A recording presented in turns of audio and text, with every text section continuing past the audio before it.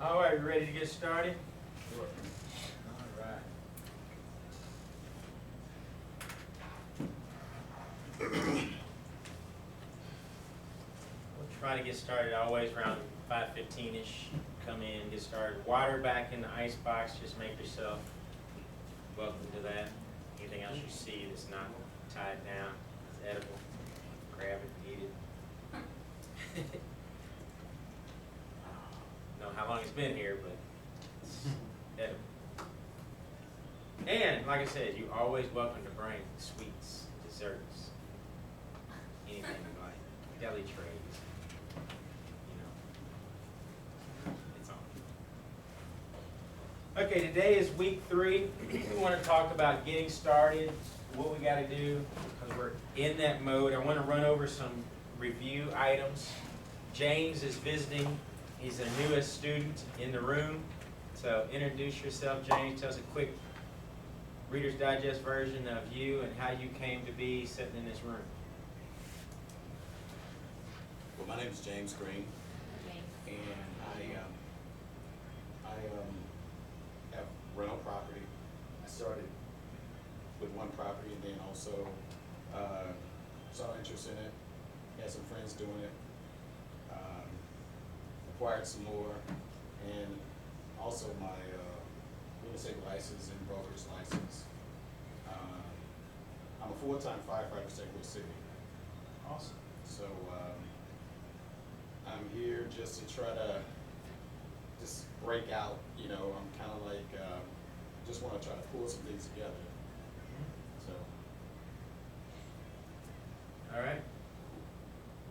Kathy, explain yourself real quickly, who you are, what you do, just kind of so he's got an idea. My name's Kathy. I don't own any rental property. I aspire to. I'm hoping to learn a lot about how to fix them up and get them ready and get a renter in them. I'm 10. I work for the government. I'm near retirement. I'm really hoping to make this happen. Carson Owens. I'm nowhere near retirement, but I would like to be, so I'm sitting in this room trying to get my funds right. Full-time manufacturing engineer for a company here in St. Louis. It's in a nutshell. Author. I am business partners with Melanie and have a pretty young family and looking forward to increasing income so that I can support them via real estate and then be with them more often. I homeschool the kids, they're a little young for actual technical school right now, but still. So, All right. 2-year-old will be ready to start kindergarten in 3 years, so I'd love to be there, you know. I'm Melanie Cleveland. I'm an editor and I have undergone crisis in the last, 5-6 years. Ended up single with 3 kids and wanting to create some income so that I can be with them. As soon as I realized that was gonna happen, I went back to college and spent 4 years working, going to college, and then working 2 jobs, and barely saw my kids at all. So I have that built right. I would love to be able to have more time, cut back my work hours, and just be part-time, edit part-time, maybe do stuff on the side, and then have the real estate income to free me up to be with my kids, kind of think of that up. Awesome. One thing I think everybody's talking about is this thing we call time and options. We want time and options. You may have traded time for dollars, and what we're trying to do now is to trade a little bit of that time, but make sure that we create some type of residual cash machine that continues to pay us while we're still doing other life items. One of the things, one of the sheets we're going to talk about later on is what does this look like in your week for your ideal week? What would you be doing with family? What would you be doing with friends? What would you do personally to grow yourself mentally, physically, spiritually, that you don't have the opportunity to do right now? And then course, some of the papers that I'd sent to you already, what does that begin to look like? Because we're gonna talk about how we get to some of these numbers based on the forms that I asked you to fill out. Now, obviously I haven't got them all back, and in order to create an accurate plan, I need those papers back so that we can talk about it. I'll tell you how they kind of go together in a little bit as to why they're critical and why they're important. I also have the same dream, generating residual income. My wife would probably be an opportunity to retire in 4 years, although I don't think she would. But I want to be able to give her that opportunity. It'd be nice if she just got up later and went to work, like 9 o'clock instead of 6 o'clock. She'd be a different person. But anyway, that's my passion too. In about 60 days, I will be empty nester. Wife and I will be empty nester. Our kids will all be gone. The 3 girls.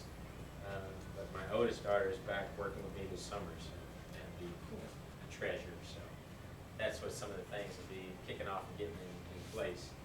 But I want to run over some of the things that I had thought about as we put this program together. We're recording the program.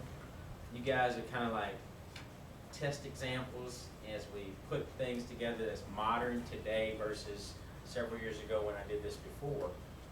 What's different and how does that work? The business builder section is all that piece and stuff that nobody really wants to do because it's not exciting, it's not sexy. It's all the little things, putting your business plan together and all the things you need to do before you go out and buy a property. But just to kind of go through some of the steps, in section A would be, you got to agree to be coached. Several people were looking, kicking the tires, but you then make mental assent that, hey, I want to be coached. Once you agree that you want to be coached, you should get a workbook.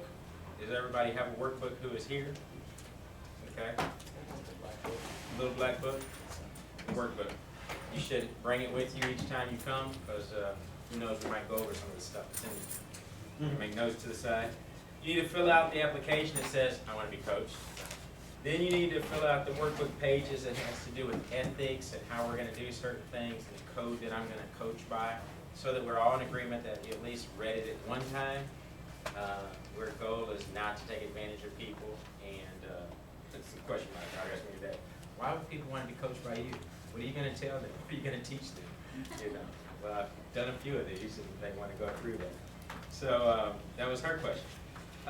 Then you would pay your initial fee to get started. Then you fill out the reoccurring draft page. That's how I would draft your account, which some of you guys know I haven't done that because I don't have my merchant account set up.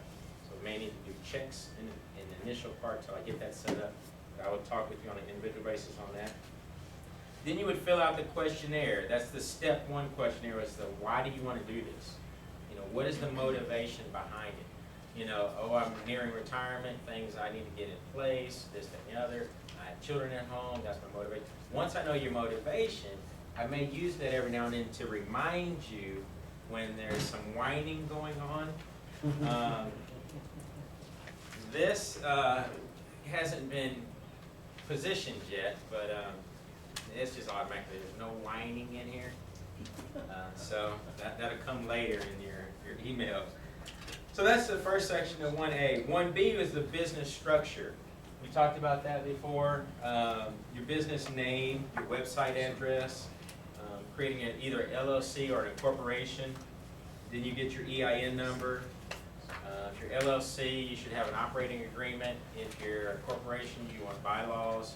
But that's the information that tells the title company that you have the ability to bind your company, whether you're a multi-person corporation and company, or you're just a single member LLC or corporation.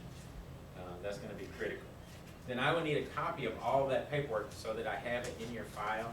But sometimes I may be out looking at a property for you, and then I just be able to fax either or email people their information for you. You might be at work, you might be occupied. Not that I do it all the time. I just need to have that information. Then you would have your business cards. You have to have a business card in order to be official in today's society. You're saying, oh, I do this, I do that, but you don't have a business card. It's like, well, you're not even in business. Then next would be a checking account. That's why the EIN number is important. And then your 4-page business plan. That's sent out to you. We're going to massage that a little bit. and how that goes together. Did everybody get the one-page bio that I sent out to them? Okay, if not, tell me we did get. 1C is the money evaluation. How are we gonna fund the deal? That's kind of critical. Your monthly budget, that's important there. How many cows is it gonna take to set you free? Whether you're a skinny cow program or a fat cow program. Your personal financial statement, that's going to tell us what the bank is going to be looking for. Banks wanna lend you money only if they can take something from you if it doesn't go well. Project purchase plan, that's gonna be based on your budget amount and your personal financial plan. It's what is our purchase, what houses are we going after? We're going after a rental first, we're going after rehab first. If we do the rehab first and we sell it, we make a profit. Are you gonna use that money to buy a half a program, half a rental property, or a full rental property? Or are you gonna use that for expenses? That's the plan we'll establish, create a beginning to end. How many years is this gonna take to accomplish, to put you on the retirement plan? Private money, are you gonna use private money? You're gonna use bank financing based on your credit score, based on your assets, purchase contracts, how that's gonna look, what are we gonna use, do you have them? Are you riding around with a contract? You know, you see a property for sale by owner, do you have a contract in your car that you could just stop and write them on the spot? Do you have a check with you that you can give them $100 down or whatever? You know, those are questions that you need to know and be ready for. Or if you see a house and you put a contract on it, then you're ready to take it to the bank and get it financed, or the title company, wherever you're gonna drop it off. Or do you work with a real estate agent? And if so, do you have their contract on file? Do you have their, you're ready to go with them? Do you know what it takes to get started? So that's the money part. And then your personal eval part, your life cycle, your vision, how this all fits together and what you want to do. So that's that aspect of it. So that kind of runs you through some of the items that were talked about in the past. Tonight we're going to talk about how do we find that property, because you guys are like biting at the bit. You guys want to get the property already, even though there's some things that we have to get in place before we go out and get the property. And it may not make any sense right now for some of you people. It's like, okay, we did enough of that, let's go. But there's some backtracking we don't want to have to go through should we get the property and then it's like, oh, well, we got this or we got that. So trust me, we want to do the paperwork. I hate paperwork also. I procrastinated all day long on doing this drawing to get my permits. I do not like to do it, but I know we have to do it and get it done. So, how will we find properties? We kind of talked about that a little bit, but here's just some ideas, because we do need to start making conversation and contacts with people on how do we get our properties established. You want to start getting properties, start looking at, because you still need experience in walking through and estimating rehabs. Is it a good house? Is it not a good house? How to take pictures, locations. So I'm not saying do not try to find houses and locate houses, because you need to start getting your pipeline full. Where is it and who are going to send you houses? Carson had a good house today. We'll look at it a little later. But he called me and he texts me every now and then, you know, what's a good house? Is this a good house? Is this a good price? Which it all means nothing until you see the house. It's a good price if it's a good looking house. It's not a good price if it's a nasty looking house. So just to send a text is $21,000 a good price. It may or may not be. I also sent the address too. He sent the address, but I mean, that still means nothing to me until I go look at it and, you know, put it in the neighborhood context. You know, it could be a great house even if he sent a picture. But I go there and look at it like it's the only house that's got an address in the whole block. You know, we looked at that one, you know, it was like 3 or 4 different houses. The whole block was blown up. So it makes a difference, and we do have to visit some. But anyway, where do you find properties? Wholesalers. We had a list last week of wholesalers, and I believe one person was said, don't mess with this guy. Do you remember who that was? He said, Melanie has run into, we'll talk about it a little later, but I think somebody just re-gifting, if you want to call it a different thing. Oh. They don't even own the property, but they're putting it back out, marking it up a little bit. And I'm assuming that he's gonna go to that person who actually owns it and say, hey, I wanna buy it from you, knowing that he's got a buyer in his back pocket. But you kind of run into that, even on another one that we called on it, you had, Kelly said, that's not even listed yet, she's a HUD, agent, and it wasn't even past the first look. So there's all kind of little funny stuff happening out there. Be very careful, who you're talking with, and ask the question, do they really own it? So that's one thing to be aware of. Real estate agents, who are the REO agents that are specific in this area? You know the names, Michelle Sybergs and Mark Cuttman's the other day, the other guy, Gundaker, Paul Chris Murad. Marshall's, Paul Murad. Those guys has been around forever, ever and a day. Jason, who used to work with Paul Murad, is out on his own. I don't know where he's at now, but there are some people that you know that have been in the industry for years. Call them up, get on their list. Wait, do You you know know how to, names again? do you know how to spell these people's names? I don't. Say it again, I'll put. Paul Murad, he's right here at the Caldwell Gundaker office. Chris Masters is also at the Gundaker office. Kelly Hampton I have. is at this office. Those are just names. You'll ask me later, I'll get them to you. I don't know if the one guy still is in business. I said, used to be Properties for You or something like that. Anyway, Michelle Cyber, Kathy Davis, they're out in St. Charles. Kratky team. You know, it's just names that you'll see on REO properties all the time. You know, Tabachi. Yep. And then there's just agents that's been around for a long time too. It's, just contact them. They'll tell, also you wanna talk to them about what markets are hot, what markets are not hot, what price points are hot. And then you're gonna ask yourself, do those match up with what you have? Signs. There's a lot of signs out now, I buy houses. They really don't buy houses. They just went to a seminar and someone said, go put out a bunch of signs. You call them and you talk to them any amount of time at all, you'll determine whether the person is legit or not. You know, ask them, have you ever bought property? You know, do you have property in inventory right now? If I was to buy a property from you, give me 1 or 2 or 3 addresses. You know, if they're him, hawing, wrong, they're just in the game.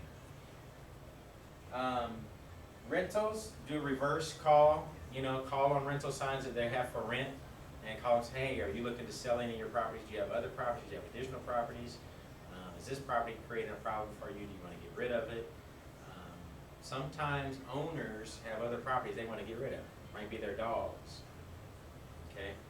They might finance them for you if you're already been paid for. Title companies who do a lot of volume. There's not a lot of title companies around still standing. 3 or 4 maybe, that do big volume, that actually are underwriters for the title companies. Talk to some of the ladies in there and see what volume, who the players are, who the major buyers are. You almost have to have a relationship with them to ask those kind of questions, but they may tell you, you know, what area of town people are buying in, prices or so forth. That's gonna be on you need to take them a gift card when you talk. Go in with gifts. Go in with gift cards, go in with sandwiches, go in with food, cupcakes, whatever it is, you're gonna break that, and that's with any of it. REO people, in food, gifts, gift cards, Starbucks cards, whatever it is, you will get them to talk. At least they'll remember you, you know. There's another student that I had, I told her to do the letter, she did a great letter. And put the information right up front. This is what I want. I want you to put me at the top of your list. I'm a cash buyer. When you get a deal, call me. And then she goes on with some other stuff. And I said, send a gift card with it in advance. Put me at the top of your list. Wow, I got a $10 gift certificate to Applebee's or whatever. They'll remember you. I do a title company all the time. I take all the ladies and I do if I close a deal, I get a $50 gift card. And take them there and let them have lunch or whatever. Anytime you need to have something done, you go visit, oh yeah, I'll take care of that for you, a little quick claim deed or this and the other. Just remember that. Those little things add and people remember you by. tall grass, anytime you see tall grass, you should be writing that address down, trying to find the property, who's the owner, going to county, St. Louis County.gov, whatever.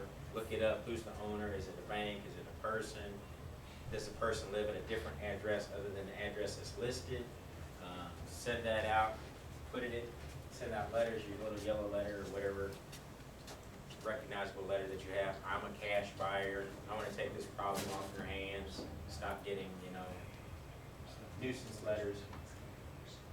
Kids are probably one of the number one ways to find out real good information. When you go to visit a for sale property or foreclosed property, a property that's on your list, kids are always in the street this time of the year. There's always 3 or 4 houses that are foreclosed near a foreclosed house. You ever noticed that? No? No, you haven't noticed that? We just went and looked at that one, there was one right across the street. Hebert? Ford, yeah, there was 3 on that, going to and from that street. There's almost always other properties vacant, high grass, that the kids going back and forth know who the owner are, they know the story, or they know how long it's been vacant, or they know when somebody moved out. Then go talk to their parents and get the real story. The kids will tell you in a heartbeat where the houses are. Henry and I went over here in Glasgow Village. And I said, explained to him, I said, kids will tell you all the stories.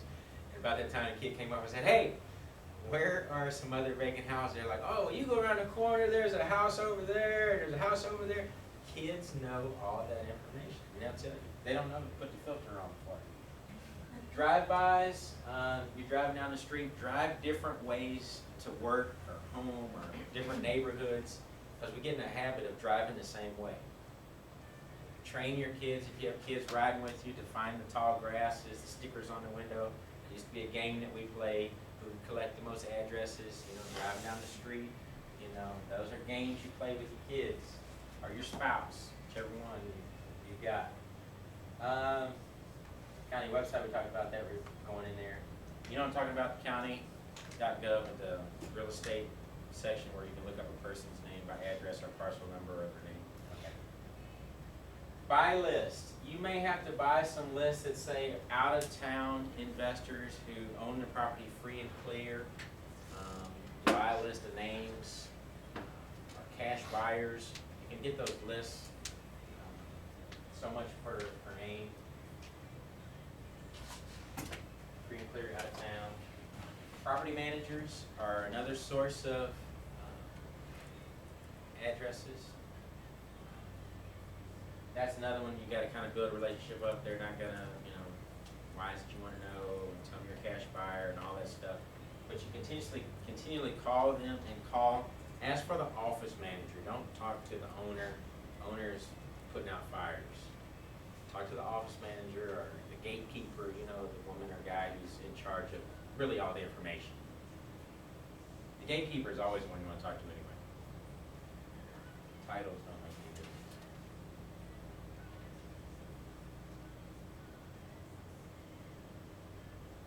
Flyers, realtors. Talked about the tricks already. Be careful of those who don't own the property, but they're trying to resell the property. Craigslist, be wary, but it's also a source of potential properties also. Now, where do you want to purchase your property? Where are the properties moving? Moving being 60 days or less, cycling, you see them come up, go down. Somebody throw out some names of some good school districts or some areas you'd like to buy or that you're in or close by to you. Because days on the market, anybody know where the lowest days of the market is? Where things are happening, things are moving? Anybody have access to MLS? Okay, 2 people have access to MLS. Did you see their hands? Not that they're going to do any searches for you, but they might. And then one day we could probably get on the MLS here and do some searches and how to do searches and how to set up queries. And you can find out what's days on the market, what prices, what ranges, what school districts are selling. What are the boundaries of those districts? Generally, when you get real close to an area, that's just inside, you know, that may not be taxed heavily, U City's one of those areas. What's right next to U City? Pagedale, you know, Wellston, there's certain areas that are bump up to that, their kids can go to school, into the school district, but they might live in a different township. So those are kind of key to know where the boundaries are and what houses. City, for people who have to live in the city that have city jobs, you still have to do that? After 7 years, you can move out. Every 7 years, okay.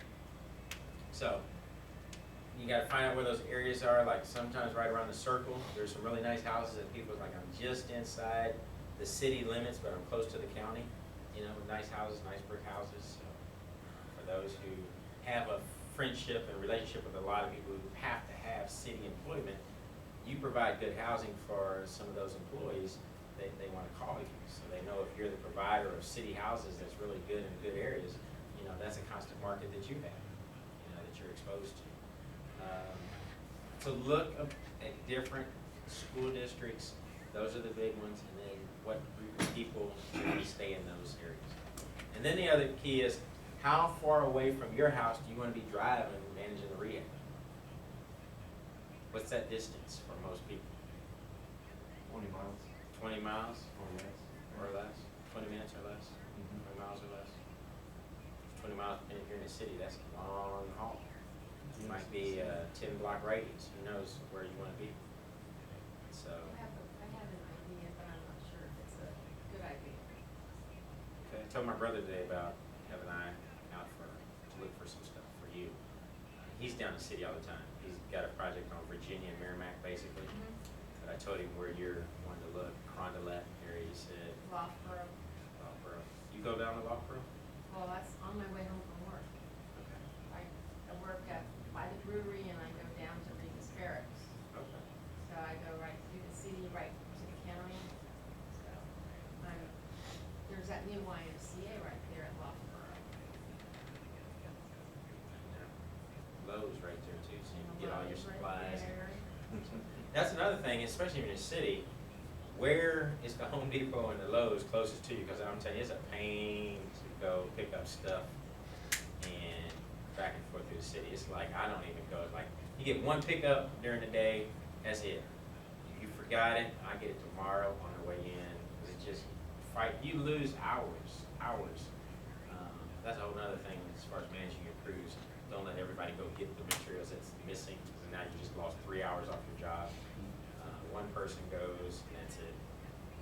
Two people may go in the morning, but they're not on the clock yet, in my mind. You picking up materials before you get to the job site, you're not on my clock. So, but anyway.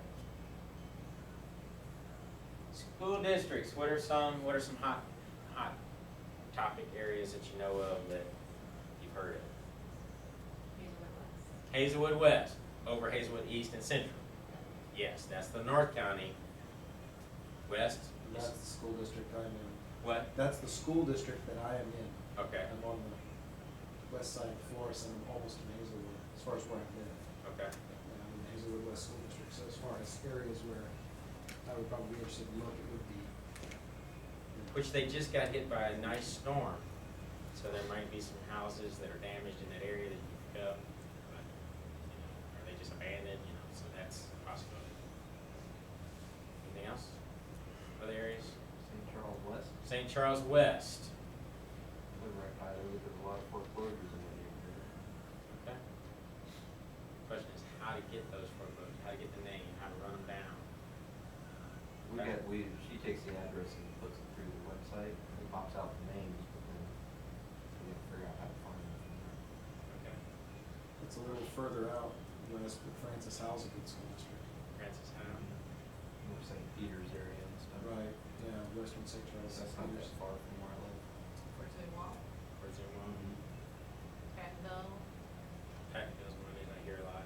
Redner's pretty good. There's Like Bridgeton, there's some houses popping up over there too that are decently priced. Don't need a ton of work. Yep. Another thing, when you separate yourself from when I say all the other, I'm talking about the mass group that everybody wants to come to Florissant and buy the $50,000 house, rehab it and put it on the market for $65,000, $70,000. Well, everybody else is doing the same thing. So now you've got a ton of houses priced at 70,000. And it's like, what are you gonna do to separate your house from all the rest? Well, if you go that extra up and above, you're not necessarily guaranteed that that's gonna come back. So sometimes you may have to go with a higher priced house just in order to separate yourself from the massive competition, that you can then just buy a house. Yes, you're at more risk, and that tends to make people a little more nervous, but you eliminate a lot of competition. But at that higher level, dual income, $200,000 price range, they're not being affected by the economy that other people are really suffering in right now. So that you have to look at too. So look at where is that days on market the shortest for that price range house, 150 to 225. And then find out how can you play in that arena. If you're gonna do hard money, think about those points. If you're doing some other arrangement, it's a possibility. Hefty amount. The other thing we're looking at is selection criteria. What are you looking at? What are other people interested in when you go look at a house? Now, we looked at a house yesterday that had a unique setup. Tell us how that went, Melanie. What was unique about it? Well, smell. Smell was one. It hit me before I even unlocked the door. I could tell they had at least one dog. Isn't that the smell of money? Yeah. It's the smell of money. It was a lot of smell of money in that house. But I went through the house and I'm looking, it had 2 levels, so I was looking through the top level. It wasn't that big, so there's a bedroom here, and then the kitchen, the stairs, and then another bedroom. Like, where's the bathroom? So I kept kind of going around thinking, where's the bathroom? There has to be a bathroom in this house. And we found it, actually Tim found it downstairs, kind of around the corner, right by the back door. So the house was kind of odd. It had, you had to go up the stairs to get in the front door, but then the basement door was like on level with the driveway. So it was kind of a different setup. Was it like a split or just a No, ranch that had like? It's built into a hill. It was a 1940s house that probably had an outhouse in the beginning, the garage, whatever. And then they decided, hey, we got indoor plumbing now.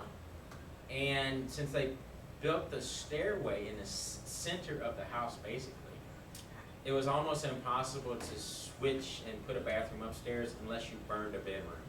And that's about the only way. And even when you did that, you had to create a walkthrough for the bathroom and the bedroom so you don't lose the bedroom.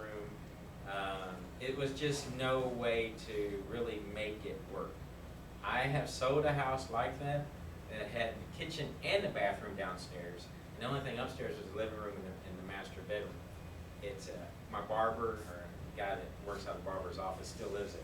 It's a single man's pad, no doubt about it. This one is one of those. It wouldn't have been a bad situation had it not flooded. You could tell that the basement had flooded or would flood, and you're not going to convince people to go down there in the bathroom in the flood and do what you need to do. It had some possible unsavory characters kind of close to it. I went there on a Sunday. Also, if you're looking at a property in St. Louis, go Sunday afternoon from 1 to 5. If you ever want to see what the real deal actions of the neighborhood is. Is that true? I did that on my second rehab. We bought it during the week and we went over the first weekend to clean it out. We were like, oh, wow. There were people everywhere. Yep. If you want to know the real deal neighborhood, Sunday afternoon, 1 to 5, you're going to see what the neighborhood's like. And it was hopping that day I was there. So, that's extra. But this house was kind of unique. The price was right. It was $9,000. Electric was on, plumbing was connected, furnace was there. I mean, the smell, not a big deal. You spray it with Prep Right and that smell will go away. But I just quite couldn't get past the flooding of the basement. And it wasn't going to be easily to divert the water and all the other stuff either. So if he gets desperate and he says, you know, I just want to get rid of this at $4,000, I would buy a house. I would say buy it. Because it's going to rent out $500, $550, and you're not living there. I'm telling you, What area? it's in Jennings, Toward. Horde the other way. There normally is the Horde between Hoos Camp and Horde, where City Hall is in Jennings, but this is on the other side, you gotta go off McLaren and pick it up. You don't even know, I didn't even know that part of Horde was there. But it's actually a very quiet little area back there. Except But, for the next door. Yeah, except for exactly next door neighbors. So anyway, nice little houses over there.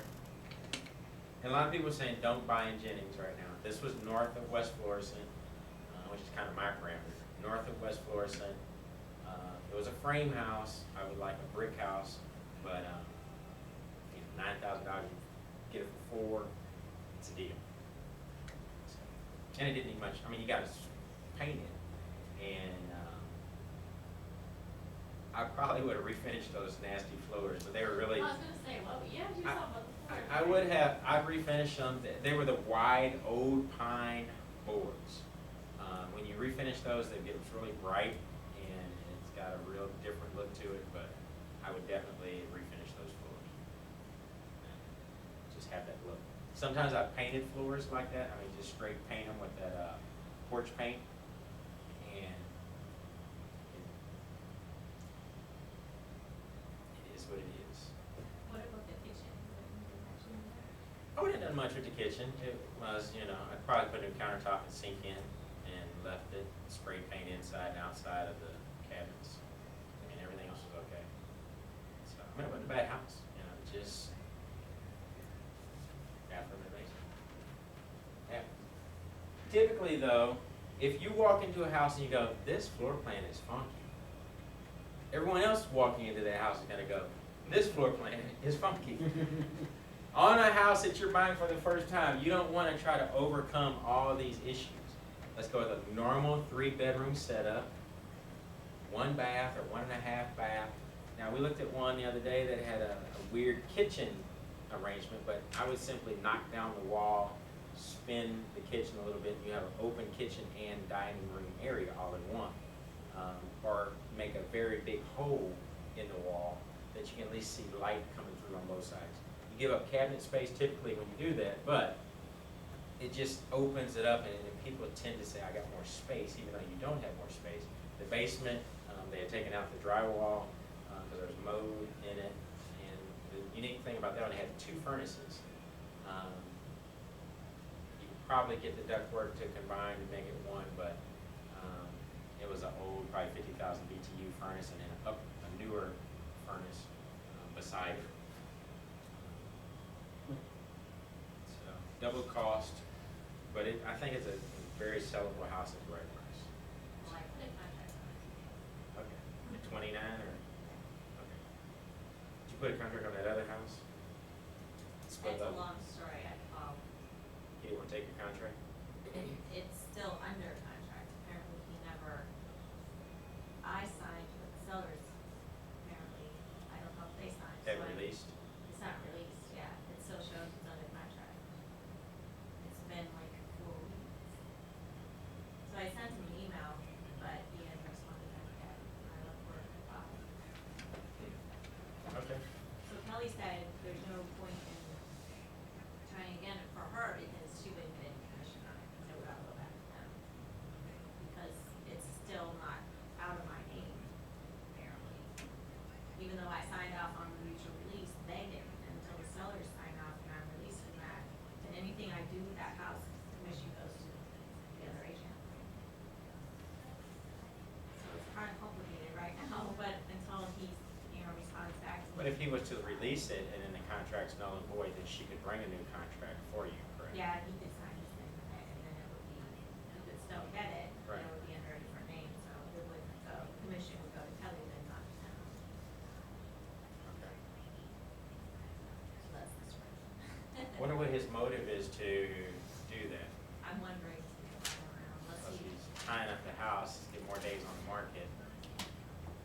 But And it's then not anybody finished. that's interested, if the realtor goes and looks at it, they won't offer anything because it looks like it's already tied up.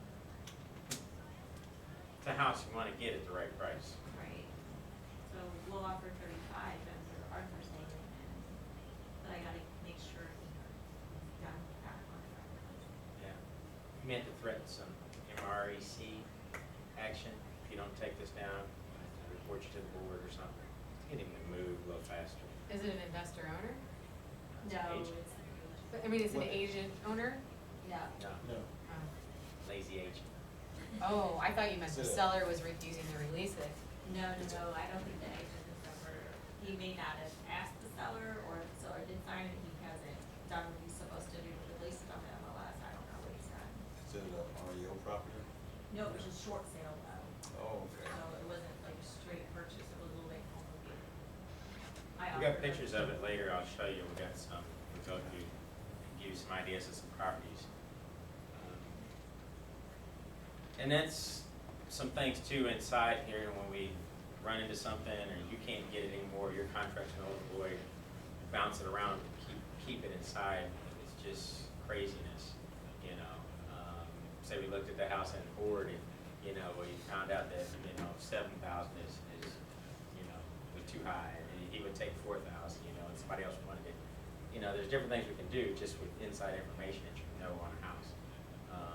So anyway, just good to know.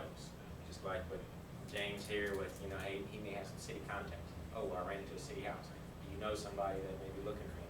You know, be able to use internal information, you know, based on where people live. You live in the city. I saw this one is in the city. I don't even want to do city, but I would, you know, refer it to you. You know, just begin to understand what you hear, what people's needs are in the room, so that we can be conscious of that. We talked about the number of bedrooms, number of baths.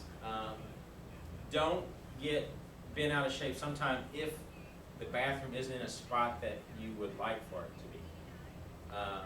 Remember, most plumbers can make you a bathroom wherever you need to be. Also think about bringing the washer and dryer location upstairs if it's like on a back mud room. It's gonna be a rental for you. Maybe it's an elderly rental. You wanna put everything on one level. Sometimes it's worth $700-800 just to bring the washer dryer upstairs and put it in that back unit. I did that in a Jennings house that I had. I brought the washer dryer, a stackable washer dryer, and burnt the closet. So I gave up the closet, but now everything's on one level because it was so tight getting to the basement. I didn't want to go in the basement. So it's like you just bring the washer dryer upstairs. They don't have to go down if you need to. So there's just little things like that. When it's, you know, you're like, oh, that's kind of a funky arrangement. How can you unfunky it at a very cheap price? You know, and it didn't cost that much just to bring, because it was backed up. The closet wall was backed up to the bathroom wall. So anytime you're in a water wall, either side can be your wet wall. So it made a lot of sense. All you had to do was turn hot water, cold water, and put a drain, a P-trap in it, and now you've just made the closet your washer, dryer, laundry room. So that's some things you just know if you're doing a ton of rehabs, what works, and it's a quick, easy fix.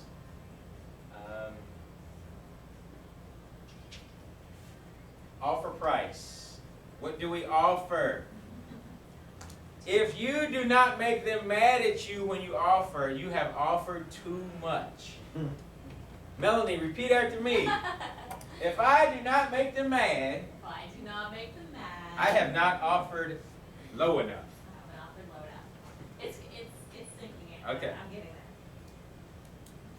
I know that we talk about we're not going to take advantage of people. No one here is going to hold a weapon to their head and say, sign on the dotted line. They, of free choice, are signing for what you agreed to on the contract. Your goal is to get the best price possible to increase your profit potential. So if they go, well, that just offends me, that price you just offered me, you go, so is that too low? You know, you can play with them a little bit, but you want to definitely go in low. The worst thing you can do is they go, oh yes, yes, yes, I'll take that, because you're going, oh no, that was way too much, you know. And it's like you can't take it back. You go, well, I'll get back with you tomorrow, because you know you left a whole bunch on the table, a whole bunch on the table. And I've done it, you know. You're like, that must have been the wrong price. And sometimes you can get out of it, sometimes you can't. But the key is, if you start low, low, low, you can always come up. And normally there's a dicker back and forth. You're going to say a price, they're going to say, well, how about this? And you're going to say, no, how about this? And then somewhere in the middle. It's typically what I've seen where it goes back. You don't go back and forth for days and days and days. Another thing that I noticed, just in, we talked about negotiating contracts, Brett Weststreet, the guy who I worked with for a while, he is never excited about dates and times. He could care less. If you know the little 5 o'clock, you gotta respond by 5 o'clock, he's like, it's Friday, I'll talk to him Monday. I'm like, you can't do that, the contract will be, no, it ain't going nowhere. He never worried about it. Never worried about it. Contract stay. He's like, if they want to sell it to me, they'll sell it to me. If they don't want to sell it to me, they won't. But he was never rocked by, I got to respond by 5 o'clock. So I'd like for you guys to be like that too. Understand, there's no property that's that excitable. There's another one right around the corner that's going to come right behind it. There'll be another deal. Don't think that this is the last one. There's always another deal. May not be this week, but there's always another deal. Okay? Now you want your buyer to think that, but you don't respond. They don't know what you're buying it for. If they do, they don't know. They don't know a whole lot about you either, really. Right. They gotta use that to your advantage. Exactly. You might run into them again, you might not, but most likely if it's just a single person, you know. So offer price, how do we come up with offer price? The ARV, after repaired value. You say, well, I don't know what the ARV is. Well, you might not want to use Zillow's numbers because Zillow may not be accurate. But come up with something after repaired value. Generally what I do is I drive the neighborhood and I call on the signs that are out there and I go, what is the price that you're selling for? That's the Tim Grimmett quick easy method. Drive the neighborhood, call on all the signs that you see in the neighborhood. House is rare, generally similar build. And that's what I did with that one where on, was it Leverett or whatever it was? Lacrosse. Yeah, Lacrosse. I called and got Kelly, actually. Kelly said, hey, it's 63 or whatever. I'm like, they're going for that much around here? And the one we were looking at was 34 or something like that. Yeah. And so I'm like, wow, that's a spread. That's why the one across the street that we now make an offer for 29 on, you know that the market is somewhere around 60. And you can probably put about 8 into this house and make it work. It'd be borderline retail, but it'd definitely be rental. So if it doesn't go retail, you can always make it work in that situation. The quick sale is a 10% below what that market is. So if houses are selling at $60,000, 10% below that is 6,000 less. So 54 is our sales price that we're shooting for. Minus the repairs, $8,000. 54 minus 8 was that 46. And then your profit of 15. 46 minus 15 is 30. So we can't spend any more money than $30,000 over there in that if we're planning on selling it at 60. Does that make sense? That's how we come up with our offer price. Now, if you know they're going to banter back and forth at least 2 times, you might want to take 15% off of that. So now you're at 25, so that you can go up to 30 and you're still in the deal. That make sense? Look like this, don't look like this. If I did numbers, I do numbers a lot, and I like numbers, but if you're not a numbers person, just let me know. Or you've got to offer a price. So Tim, your quick sale number was 10%? 10%. I don't have my glasses. And it depends on the price of the property. You know, if you're out in So Wildwood or whatever. a 200K, is a 200K house, you're still gonna try to sell it for 180? In the neighborhood where they're going for 200? I would. Okay. So is that gonna, let's just say we're getting a little extravagant here, let's say we're out in the $1.5 million houses, is that gonna change, or have you ever dealt with Not those done a markets? $1.5 million house, Okay. but I would think that it still responds the same. I got a deal in the $1.5 million neighborhood. I don't know, maybe they don't. Maybe they want to be the highest priced house in the 1.5. I don't know. But when we get to the $1.5 million program, I'll definitely have an answer for you. We'll find out. I just didn't know how far maybe you actually had experience though. No, a deal is a deal is a deal. Right. People always generally want to get a deal. And you're gonna offer the same comparable items on the inside of your house as the $200,000 house also. You're not cutting, you're giving them the same thing. Right. The key is you bought it at such a good price that you can take your profit and move on. Right. You know, you're still gonna go for your $30,000 profit, which means you're all in at $150. So I got it for 140, or, yeah, whatever, yeah. Probably 100. Percent. You put 20, 25 into it, But you still got the cost of the realtor, and you gotta back that in.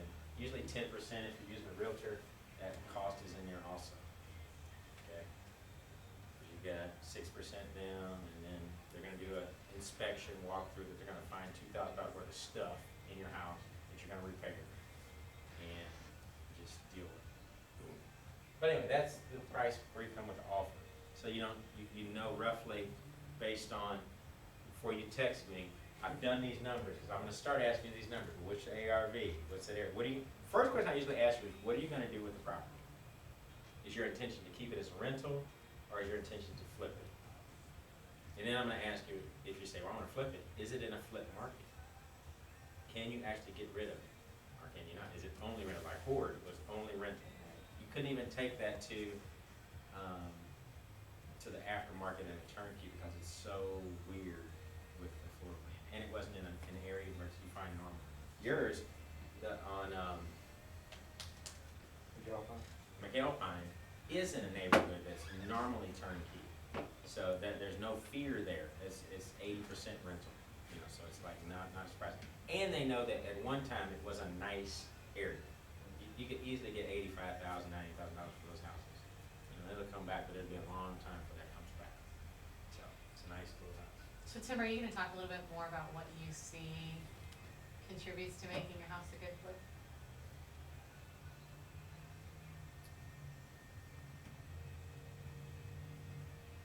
There's multiple things. One is the actual neighborhood.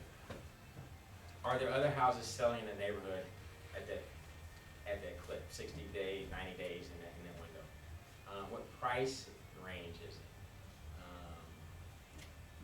I don't like skinny houses where you're like, oh, let's try to do this and make it, and it's got a $20,000 profit, and then it shrinks to 15 when you're halfway in it, and then before you know it, it's like 7,000 you made. It's like, because it's the same rehab that you do that's 4 to 5 weeks regardless.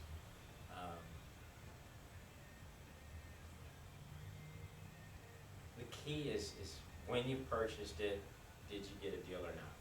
Can you get a wholesaler that's gonna get you in on a property that there's room enough that you can make some money? That's the key. So when you're looking at comps, if it looks like the majority of the comps are the as-is sales, are you assuming that that's a rental area? If you've got like 5 comps that are purchase comps at, you know, the lower end, you can see that the house is as is, and then you might see like 1 or 2 retail sales, you know, that would be the other side of that flip. It's hard, I've been looking at neighborhoods, and I think it's hard to tell sometimes if it's just that the market's slow coming into the spring and there just aren't a lot of closed sales, or if it's a rental area and there aren't a lot of retail sales. You know, I'm still trying to kind of figure that out when I'm looking at stuff. I don't do it that way, You know? but I just drive the neighborhood Okay. and then match it up with the sales. I kind of do it backwards. No, Like, that makes sense. It's what is moving and what do you hear people saying? Because the agents know. You know, the agent, the crack keys and people, they know what areas are moving and what are hot. Because all the REO people, they know what's happening. So you almost have to ask them and say, what areas is really moving the most? Will you see your investor action happening on? Because they know. They know, or they have a better sense of, you know, what market is hot and not hot. More so for them is, how do you get that property at the right price? You know, they're like, well, yeah, there's a lot of investors who's probably jumping in here doing this, so, but they will at least alert you to what area is happening and moving. They see movement. Because they're gonna also see the property pop back up on the market in the area that they're doing rehab. So, because when I talked to a woman from Cracky, she was saying that the whole south corridor is good, you know, right, Crestwood Mall, down there where that was, that area, St. Louis Hills, Sunset Hills, whatever. Says that's Tesson Ferry, 55, that's all, you know, but you gotta be into it like 120, 125, you know, and put 25 into the sun for 175, 180. So, it's like, yeah, that's all day long, Baldwin area, you know, it's hot. So, but yeah, if you are just doing numbers like that, I wanna see at least 7, 8 of those solds at a price where you're trying to sell it, and I don't want to see, and be current, you know, not like,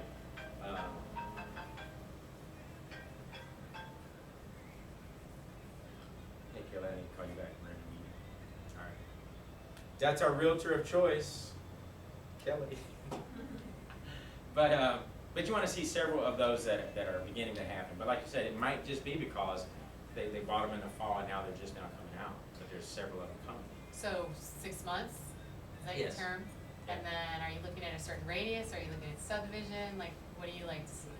I would Like look quarter more at mile? subdivision because the radius, you know, you can pick up something that's not really in that area. Cause I always look at subdivision, but, Yeah. you know, there aren't always necessarily, you know, 10 sales in there, or, you know, 4 actives and 6 closed or whatever in that 6-month period of time. So then I'm like, okay, if I go out, I guess if I know the area pretty well and I know it's really a comparable, that's safe. But if you're looking at an area you're not super familiar with, it's like, can you use that quarter mile radius? That's where I can still kinda get stuck, and I guess I just need to talk to people. And I would still go out and just truly drive the area, you know, and see, you know, is it, you know, is it comparable, is it not? Because sometimes, you know, even though the comps are there, they kind of lie to you too. It's kind of like you go in the city, you can see some comps and stuff, but until you drive and go, oh, that's the Panther Street, it's a good street, this is just some built-up houses on 2 blocks, you can be skewed, and the house is set 4 blocks out, it's a good price, and you're like, oh, it would fit, but it's only this 2-block area do you have the new houses that are selling. This house is never gonna sell, you know, because it's not in that 2-block street where the comp said that you could sell for 80. Those houses are selling for 80, but this house is still gonna sell for 20, 30, 40. So it just depends. Now, the city is really sporadic like that. County's not so bad. And I don't have the experience like out in St. Charles, O'Fallon, and all that. I just know that typically, if you buy the right price out there, it's gonna sell. Finish it halfway decent. It's gonna sell. Any other questions you got like that? Yes. I have one. Do you know what's the area like on Copper Gate? It's between Bellefonte and Larimer. Looks like it's 631. Larimore runs into Bellefonte. What is the name? Copper Gate Lane, Did you say 63118? 63138. That's over on the east side. On Bellefonte, is it lay left of Bellefonte or right of Bellefonte? Right. Right. If you, North of Larimore? yes, Okay, before Walker? trying to see all the maps really small. I know the area is probably, you want to definitely be under 25. Okay. But it depends on how close it is to Trampy. If it's close down there by Trampy, those houses are slab houses and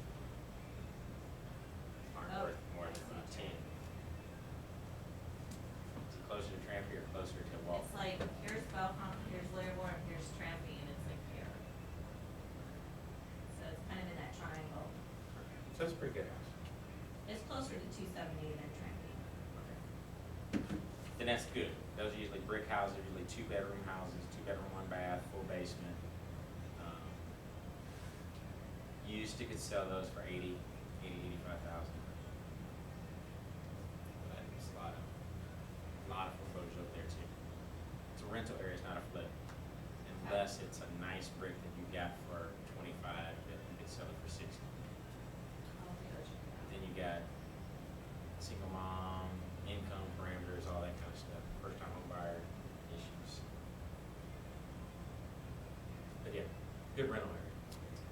Another question? Like, Carson is right around the corner from there, but it's just a frame house and the price can't go wrong. So 21 is good. Can't go, 21 is really good. Okay. House looks good, you could possibly have a chance to flip, but I wouldn't dream on. I put renter in there and sell it turnkey down the road would be my ideal. Down the road. As soon as we can find somebody that would give you 40 or 39 or whatever. Gotcha. For it. Question? I have one more. Yep. Can you, I talked to Brett today, he said they will be calling for vested monies. Can you explain what that is? Yes. It puts yourself, first of all, there's some banks that put a real low price on a house, and then they know that a lot of investors are gonna come and look at it. And they're hoping that through all of the investors come and look at it, they go, wow, want this house at 29.92.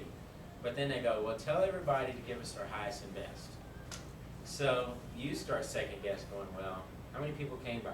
And you ask, well, how many people came by? How many people did? And he's gonna go, he might tell you the real number, and he might tell you some other bogus number. But the key is you're bidding, you could be bidding against yourself. There could be nobody else looking at the property, and you go, well, I'm gonna give my highest and best. I would go at 29, but I'll go up to 35. And there was nobody else there. You just lost $6 grand. Or there's a lot of people there, and they just bid crazy, and somebody comes in at 40. There may be a homeowner that really wants it, and they bid 40, and they get it. But it never used to be like it. It used to be whoever came there first with the cash, their contract was taken. And the banks got wise. I don't know how they did it, but they just opened it up, and everybody has to bid on it, which I hate. It used to be so nice. If you were first, you got the contract. Now, it's highest and best. So he's going to want sit down and sharpen your pencil and tell him exactly what's the maximum amount that you would go, which is $31,000 or $32,000, and that's it. Or there's another one right around the corner, so don't worry about it. Just let it sit and see what happens. Right. Go talk to the old man right on the corner. And his tree fell down. See if he's ready to move out yet. Or there was one around the other way too. There was They two were, houses. I checked on them, they were both owned by companies. Like, Banks or companies. yeah, Okay. they weren't owned. Okay. So, it's a good area though. You keep looking in that area. A lot of the ones in Florissant, that I checked on are owned by companies, like banks. What's some of the names of the companies? Are they some of the hedge funds or? One is like BJRBT, it's a Oh, weird name. LLC or something like that. Yeah, all of them are LLCs. So there's Like people hedge who fund. own them that are rentals and stuff. Yeah. Occasionally there's a in there. Is there an address to that BJ Butcher or whatever? That Yeah. you could send a letter to? Yeah. You might try that. You know, hey, I mean, obviously they may have flooded the market on the rental side. They can't keep up with it, or they've changed their idea. Some of the hedge funds I found that they thought it was a good idea, but they kind of since realized it's a tough money. Some people who thought that one. Did you get the scoop from the RIA last week? No. I'm sure you know it, but Jason Palliser was on the panel and he was talking about the, I can't remember who the buddy of his was that's working with the hedge fund. Joe, but I don't remember his last name. Oh, Joe. got him. And, he was saying that they've been charged with buying, was it 2,000 Yeah. properties in the next 2 years, and they really like that area. So that wouldn't surprise me at all. Is that Affinity Builders? Is that Joe or is Joe Affinity? I don't know. I don't know either. But he kind of shared some of their criteria. It was like 3-bedroom, bath and a half. And he said, you were there, were you? But anyway, it was interesting because I was thinking, oh, so they're not, you think about them being such a big competition, but if they're not buying 2 bedrooms, then, maybe they're not as big and scary as they seem. Yeah. The 3-bedroom comes in with the cash flow. Yeah. They're looking for a certain ratio, cash on cash return, or whatever they call their cap rate. It's 17% or whatever it was. And you can't really achieve it with a 2-bedroom unless you're really, really cheap. You're only into it for like $17,000 or so. So it's really, really hard to hit the cap rate that they're looking at in the 3-bedroom. So once again, go where no one else is. So if you find a 2-bedroom, like the one guy 2 meetings ago talked about, oh, who wants a 2-bedroom out in St. Charles? I'm thinking, it works good, Somebody, not everybody's got 3 kids or, and all that. So single person living out there may work out perfect, or just newly married couple. I mean, it'd work out great. So I didn't get the guy's name, but he's a short sale guy that said he didn't want the 2 bedrooms. I want the 2 bedrooms, especially if you get a deal. Short sale is another group of people too that you tell them, hey, I'm a buyer, they call you first. Generally, the short sale, they're not going to work with the smaller priced houses. They want the big ones. So that's just another challenge. Definitely look into it.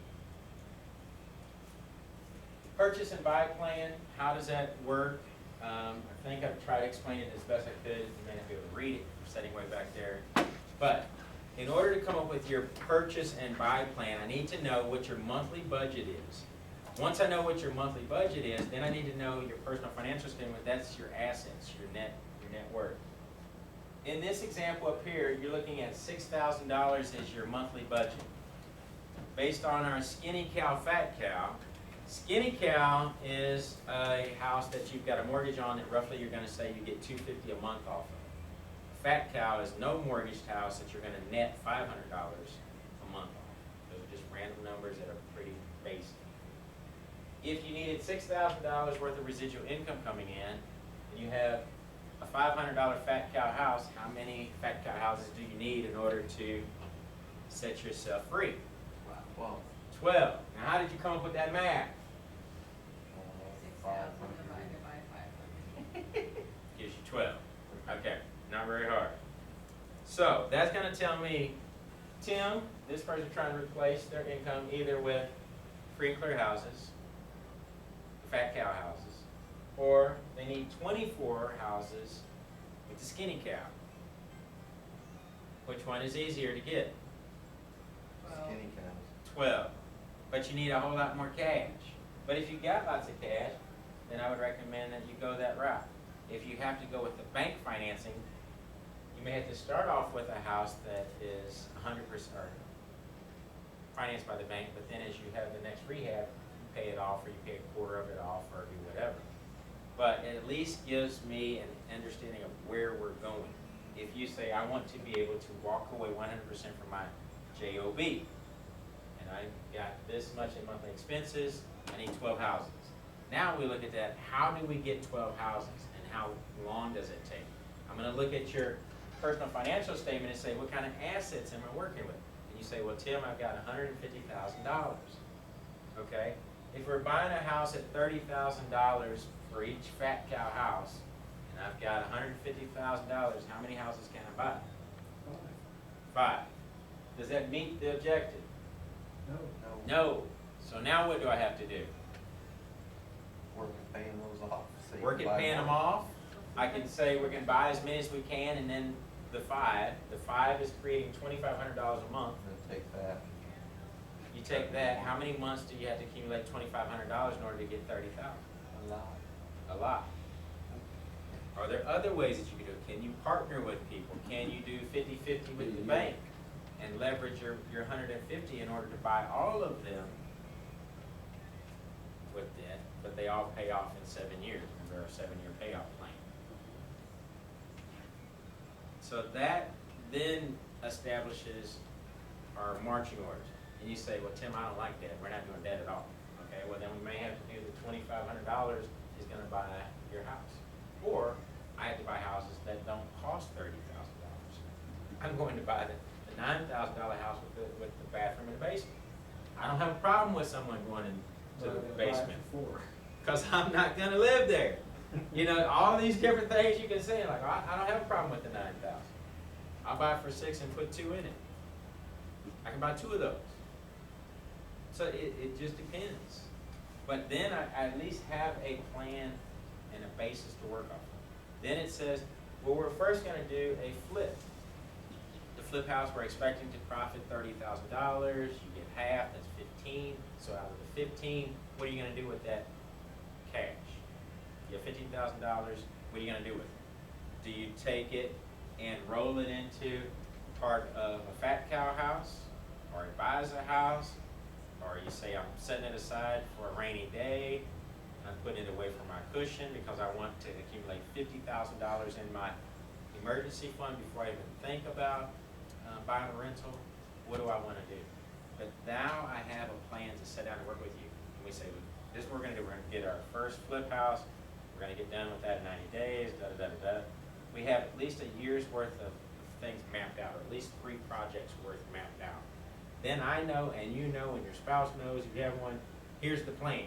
So when you go home and you're all excited, you know, they can encourage you, whoever, or you got it on your mirror, you're clear on what our mission is for the first 3 properties. Does this make sense? This is where I want to get you through with all of this stuff here, with all the business set up, paperwork turned in is to come with a purchase by plan. Once we have that in place, then we're gonna set up our cute little 4-page summary sheet, make it real simple. This is what we're doing with the bank. Here's our plan. It's a 3-year plan, it's a 5-year plan, whatever it is. Mr. Banker, are you on board or not? Mr. Banker says, I'm on board, but I'm only gonna be your flip house source of money. I'm not gonna let you buy and hold at our bank. I'm only gonna be the flip bank. You go, okay, that's fine. So now you take your plan and you go to the next bank and you say, hey, this bank is gonna be my flip bank, but I need my buy and hold bank. Will you be my buy and hold bank? And they say, yes. And you say, well, how many houses can I have? Well, you can only own 10 houses, okay? If you got a 12-order plan, he's not gonna be your final bank, so now you gotta search out another bank, okay? Now you begin to kind of see where I need all the information up front so that we can put a plan together, and we may need 3 different banks, which is what I always had, is at least 3 different banks.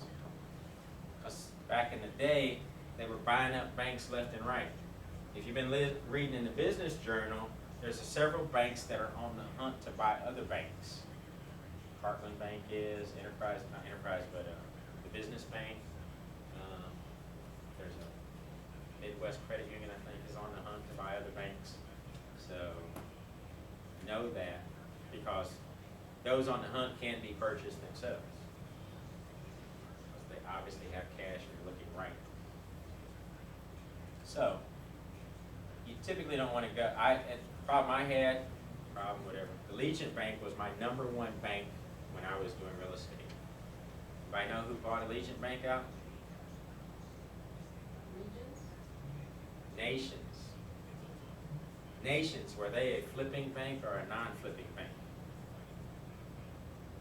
They were a non-flipping bank. I had $1 million worth of real estate with Allegiant at the time, and I'm like, so what are you guys gonna do? Are you gonna, finance me or not finance me? Well, we'll get back to you. We'll get back to you. We'll get back to you. You can't operate on we'll get back to you. So at that time, I think I had Reliance Bank that I was working with, because my primary guy that worked at Allegiance left and went to Reliance. So I followed him. Because you follow the banker who says yes. So, and then I went to the private bank. I had the private bank too, at Truman Bank. Truman Bank was getting a little scary, a little itchy, and they finally got told you can't do any more loans. So anyway, you gotta have different banks because they change the rules on you. And it can be a problem if you've got $1 million worth of property and they've been, helping you do the flips and so forth, and now your flip line is down. Hello, hard money. That's not a good plan. So anyway, 3 banks I recommend at all time. Not that you have to have a loan out with all of them, but just know that they're in the back pocket or whatnot, and you can move your money if you have to. Typically, they're going to want you to open a bank account with them when you commit to them and they commit to you. That's fine. Understand the ground rules, how they're going to play, how they're going to finance you. Typically, you want to know what it takes from contract to close. What are their expectations? What do you have to do? Do they go to the title company? Do they send the contract over, or do you drop it off? When are you going to close? When is the money going to show up? That's, you always want to call a day or 2 before. Hey, is everything still on track? Did you get all your paperwork in? Are we still closing 2 days from now at 11 o'clock at this branch? Understand too that you got title companies. It's not such a problem now, but Old Republics was all over the place. You show up at one location and your money shows up somewhere else. They're like, oh, I thought we were meeting in Southampton. No, we're meeting up north. So coordinate all those issues that can be a problem. You want to find out how much they want you to put down. A bank may finance the purchase and the fix. You want them to. But they're going to say, I want you to bring in 20% or 15%. They were saying 30% a year ago. That's also going to be based on your credit score and how much money they can get from you if things go bad. The assets that you have. Okay? You want them to say that it's a balloon and it's prime plus 1 or prime plus 1.5. Prime is the amount that banks lend back and forth to one another, and they're going to prime get you 1 point above. It's so cheap for you to get bank money, it's like ridiculous. You always want bank money if you can. The thing with bank money, it's just slow. They may have to go to a loan committee. It may take 2 weeks for them to say, yes, you can do it. Once they know you and you've done a few of these, generally that should go down to minimal time. They can say, yeah, it's a day or two or whatever. Or usually one person is put in charge of your file, and he's got the authority or she to say, yes, you can get it or don't get it. So. Another thing is you've got a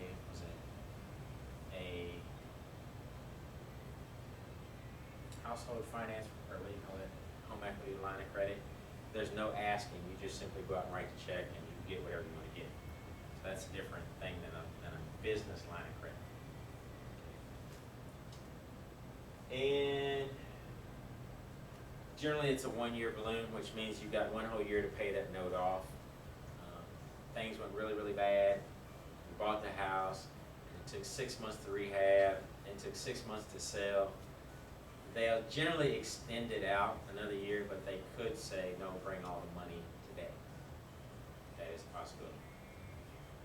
Which means you need to have another bank that say, take me out of this loan. Which means you have to have equity in the deal in order for the new bank to go, okay, I think it's worth this and I'll do that for you. I've had to do that before too. So Tim, Yes. balloon interest only? No, it's a monthly payment. The balloon part's saying you have to have the loan paid off in 1 year. But what you're seeing now is amortized payments, not interest only. No, it's amortized interest-only payments. It's usually amortized over 240 months. Okay. So your payment is really, really cheap. Really cheap. Does that make sense? $100,000 property, you might have a $1,000 loan. It's, 10%, so at 5%, it's $500 a month, during the deal. And then at the end of the year, they're either gonna renew your loan, because the interest rate for them bank to bank may have changed, but they've locked you in at, 2.5% or whatever. But the interest rate goes up, so now they have to recapture their amount of money, their margin. So they'll recast your loan and say, your payment goes up, but you can still have the loan. Does that make sense? Okay. Don't look like you're following me. No, I'm just trying to think about the terms that I talked to Okay. Gary about. The last one is the rehab. People are saying, well, I don't understand the numbers, I don't, I can see that it needs a furnace, but how much does a furnace cost? And I know it, I can see I would paint it, but, it's calculating, putting all those together. I do a light, medium, and large rehab. Almost any rehab that involves any type of work is gonna be $7,000. I mean, to paint the house, and how I come up with that, I'll show you in a minute, but a small rehab, $7,000, that's one person for 2 weeks. I use $500 per person per week as just my labor cost. Okay? Medium is a 3-week project for 2 guys, and a large project would be 3 guys for 4 weeks. I try not to go over 3 guys on a job site. It gets to telling too many stories and what happened over the weekend and sitting in the corner talking and nobody working. Generally, the fallout of 3 guys is you're gonna have 1 lead guy, one who's been around and do rehabs all by himself. But he's usually the guy that goes out, gets the materials, plans everything. The other guy is gonna be a pretty good guy, he's pretty handy. The first guy's probably $25 an hour, the second guy is 15 to 20. The last guy is just the guy that goes and to go for clean this up, bring my tools, wrap all this up, $8 to $10 an hour per person. I don't try to direct what the price is of their people. I'm just saying, this is what I'm gonna pay you for this job. Do you want it or do you not want it? Can you do it within 3 weeks for this price, yes or no? Then you lock them into the independent contractor and you lay out what the tasks are and expectations. Now, run over just a small area of a basic rehab, like looking at that house, on Horde. What would I do with that? You got 2 weeks worth of work on the inside of there. First thing you gotta do is get rid of that smell. You know you're gonna spray everything, you gotta lock in that smell to get rid of the dog smell. You're gonna paint the entire house, which $1,500 is way too much money for that. But it might not be because you got a more expensive paint with that fire restoration paint. So it's gonna cost you more for the paint, but you're gonna use a spray system. Whether you paint the house or you have the one individual paint it, to paint a house is gonna take longer, you know, so you already burn a week basically painting. Or you just hire a crew to come in there and paint the whole house, top to bottom, and be done with it. If you're doing a rental, You mean interior and exterior? no, just interior. Interior, and then also if you're doing rental, remember the ceilings and the walls are the same color. I generally do paint the trim a different color, but it just depends. It just depends.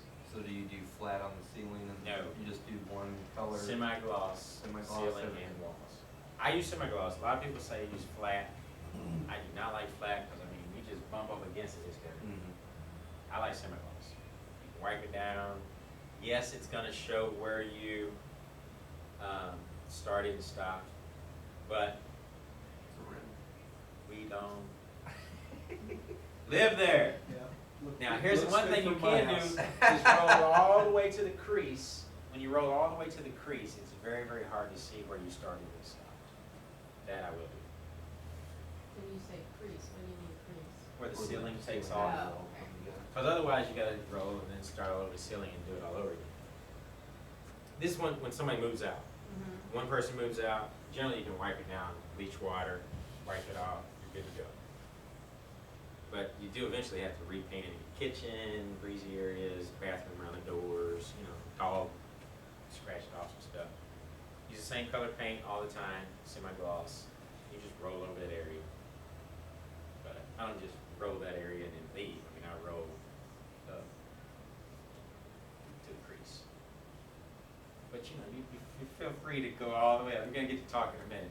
James and I had a discussion the other day about the quality of a rehab and does it get you different quality renters? And it does at a certain price point. But it's what is that price point and then what is the cost that you put out in order to get that renter? And I'm open for suggestions too, so you can, everybody does a rentals a different way, but I'll try to help you guys make money. That's my goal. Now, the $2,000 kitchen remodel. Keeping the cabinets, all you're doing is putting a new countertop in, a new sink, and a new faucet. Typically, you need 2 angled miters for the kitchen countertop. Where's the only place you can find miter countertops? Is it Lowe's or Home Depot? You gotta know these things. Is it Lowe's? It is Lowe's. And there's about 3 or 4 different styles. And all of them, they all look hokey right now, About but hoods. hoods, I don't do hoods because they lost their mind. They think they're really a real store. They're like all upscale now. I walked in there about a month ago, I almost fell on the floor. They are. Countertops and everything. I know. Granite, I'm like, whoop.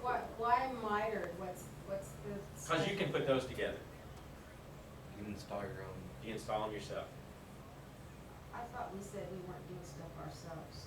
We may not, but I'm saying that the Unless you want to. contractor can. The I thought contractor, that was the deal here. the contractor can, but you don't have to get a custom countertop. He doesn't have to. Like I get my countertops, I used to get them over at Collinsville, countertop shop, over there by the big ketchup bottle. Really, really good. But anyway, you just put some glue on it, and you put them together, you miter it yourself. That's all. Or whoever's doing your work. In other words, other Easier places than just have straight Slab. rectangular slab. Mm-hmm. So if you're gonna take that to your contractor, they're gonna have to cut it for you. How good of a job are they gonna do? Whereas it's been prefabbed, it's already cut, You it's just already go slap mitered. it in. So then there's a And so seam. the contractor can just set it down, lay some glue and stick it So together. then there's a seam at on the top. It's just There like will Where be a is- seam in the corner regardless. Right. Cause The I've seen key them where is they whether just it's take the straight custom ones or and it's they not custom. put them together. Like your counter's coming out this way and this one just butts up against it just like that table is. But if it's mitered, it looks nicer. it's information you don't even need to know right now, cause I got you pegged, Alright. okay? You're not gonna do your own kitchen counter, that's Go walk good. through Lowe's sometime, ask them to show you the countertops. Yeah. and let's see what- They're $100 each, so you I got got- $200 there, you got $100. I got Lowe's on my way home from work, so I Sounds can. back. Stop it, you should be stopping and looking at pricing things, that'll give you an idea. Then you got a kitchen sink, you know, don't do the real shallow one, okay, now, okay, I know you're not living there, but you still gotta give them at least a deep bowl. kitchen. Don't go over $100 though. You get a faucet, decent faucet, then you've got, Hey, can I ask a faucet question? Yes, What do you do as far as faucet goes? Like, if you read reviews, you can get the really cheap ones look nice, but then people say, you know, buy different brands because they have different parts, metal parts versus plastic parts. Like, do you have a brand you like, or, I go metal. okay? Even in my rentals, well, it depends. If it's really a cheap rental, I know they're gonna tear it up, you know, I'm gonna do metal, so you can't tear it up as easily. But if it's like, I'm gonna replace it, and I'm just running by there, I might just grab the $20 plastic one, it's gone, but typically I do $100 and $150 faucet. You're gonna get a decent faucet for kitchen. Now, the bathroom, you're probably 50 to 60. Okay. I get a decent faucet. But what brand, is there one brand you like more? Moen, Delta, you know, it doesn't, Price Fisker, it doesn't. What'd you say for bath? What was your kind of range? Bathrooms is 50 to 70. Because you want something that's pretty decent and it's stylish. The one thing that I will try to do is not look like everybody else when you walk in the house. There's the contractor pack, there's the cheap one. Don't buy that. Everybody else in the house is gonna look like that. You want your house to look a little different. It doesn't cost that much more, $10, $15 to separate yourself and look a little different. Would I give you one of those tall faucets? In the kitchen, yes. Yeah. Yeah. Dishwasher, most people don't wanna use dishwasher in your house. It's like, ooh, somebody wash their dishes there. You can get basic bottom line dishwasher, $250. Microwave, get a nice fresh one, microwave, over, or take out the microwave and put a range hood in, $30 as opposed to $250. Especially if it's rental, you kinda gotta wonder if I'm gonna put a dishwasher in, a microwave. Why, you ask? Because they'll put metal in and then they'll blow it up, and then, depending on the price range of where You the can rent buy is. their own microwave, take it with them. Yep, If you put one in there, they might take it with them when they go out. that's right, it definitely needs to be attached. Yeah, it will walk if it's not. Even if you put a used stove and fridge in, it can walk when they move out. But I usually do a used stove and fridge if I'm doing rentals. Just, y'all probably don't know what Martin Luther King is, but you can roll down Martin Luther King, get you some, or you can stay out here in Florissant and get you one and have delivery. But, do you do used or you do brand new? I don't do any, You don't do any? Okay. unless I already have, well, now I don't do any because it's one extra thing to clean. So, they usually find a way to get theirs. So what's your number for stove and fridge? 250 each. He's got Wow. 400 written up there. Yeah. Flooring, $500. You know, that's the plank flooring. That is expensive flooring. I will put down in the kitchen because it's durable and it's good. You're just talking 500 for just the kitchen, or? Just the 500? kitchen. It's expensive, but it's good. There's also a used appliance guy on, right off 370 at Boshertown, Okay. kinda on the St. Charles side. Yeah, he buys all dented stuff. That would be He good gets to all know dented and be able to stuff. bring those sources to the group, those buy spots. Bathroom, the vanity, the little 24-inch, 30-inch vanity, you can get them white or whatever, $100, $150 with the sink included. Once again, the faucet, toilet, get you a nice toilet, oblong, handicap toilet. Anybody ever replace a toilet, know how to replace a toilet? Okay, 2 bolts.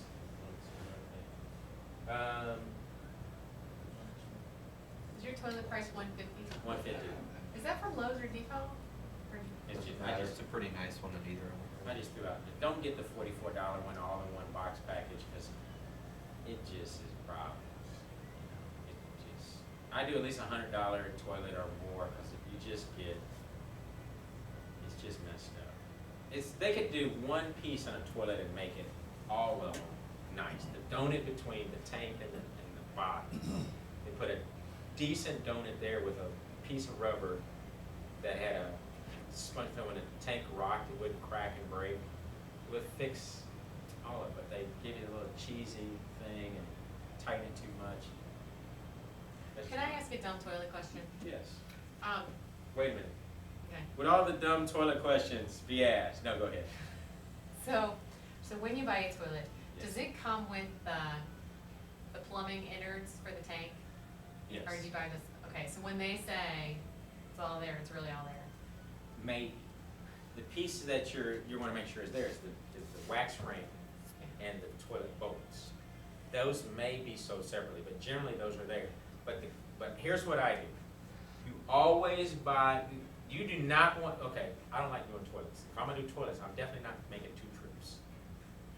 You wanna have double ring, because your floor may be tile or whatever.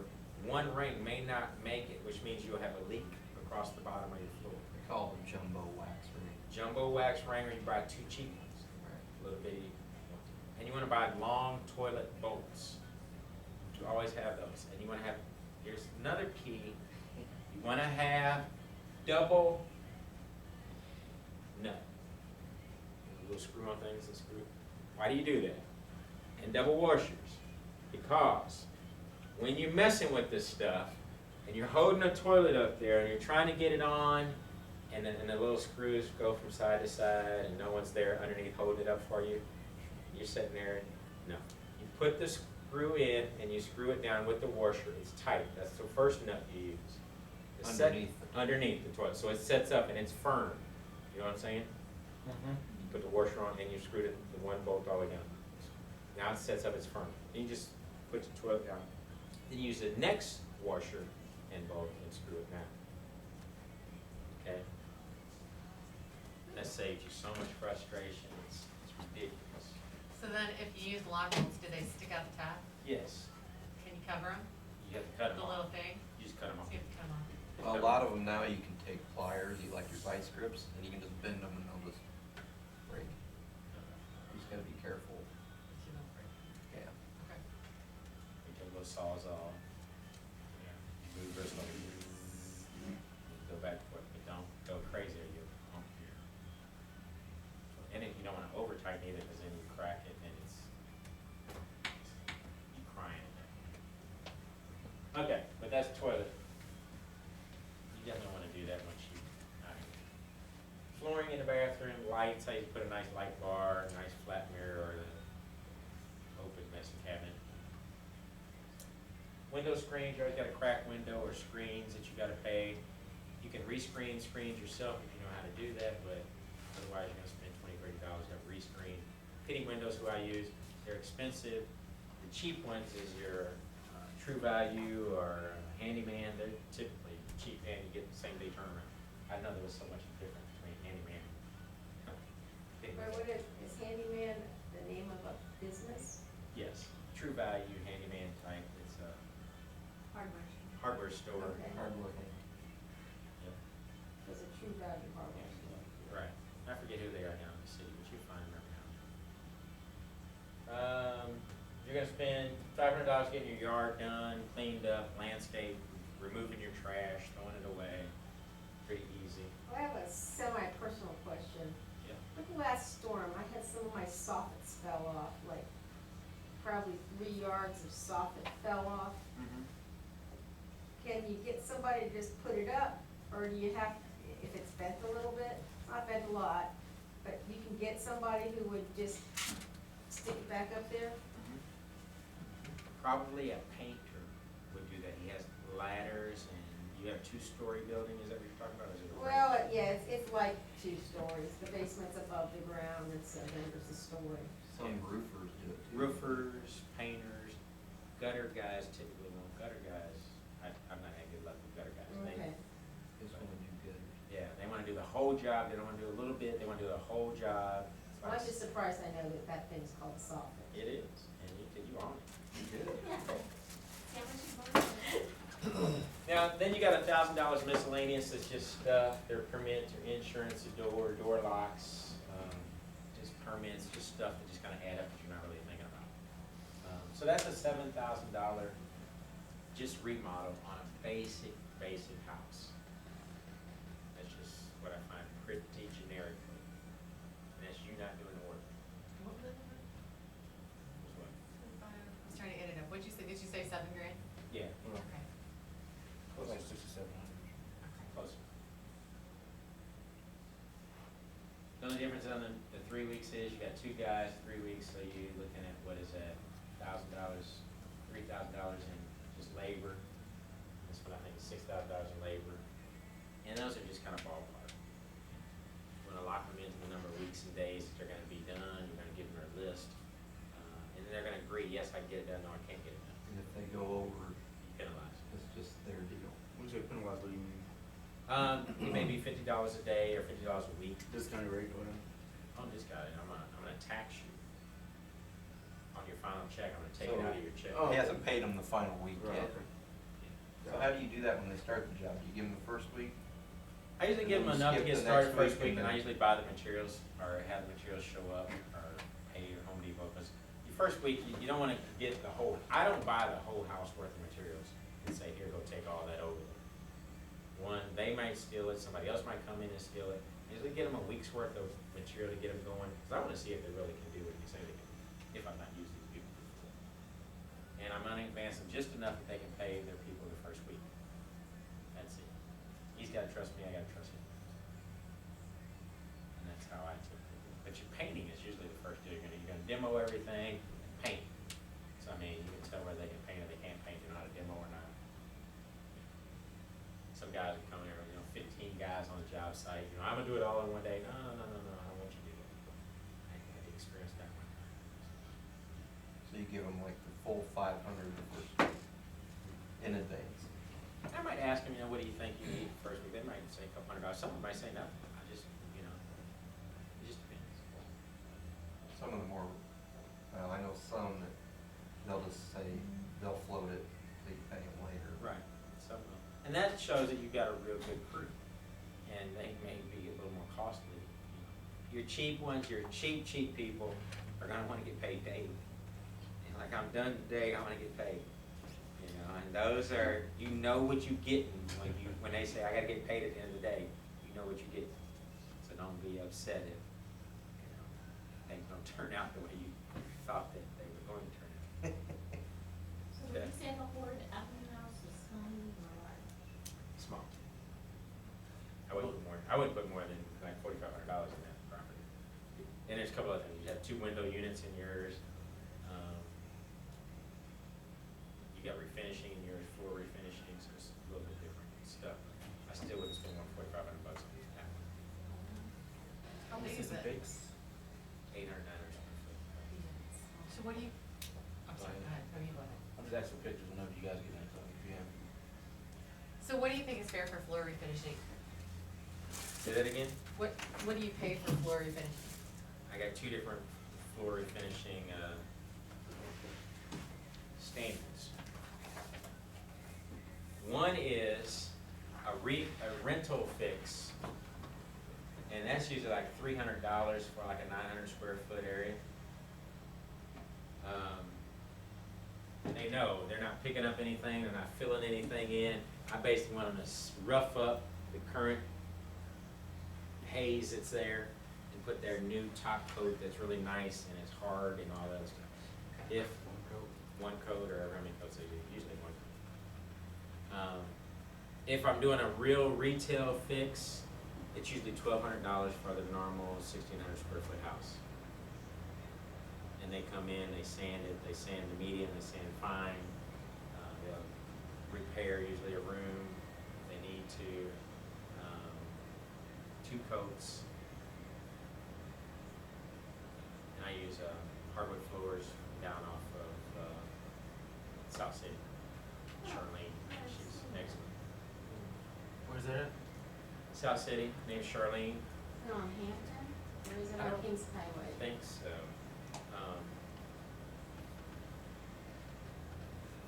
Yeah, Charlene says no matter where house is a business.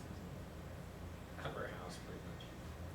I think she answered a post that I put on one of the websites once. hardwood floors. She quoted me $2 a square foot. 3255 Pennsylvania. Our number is 771 6702 or 6712. Yep. 1, 2.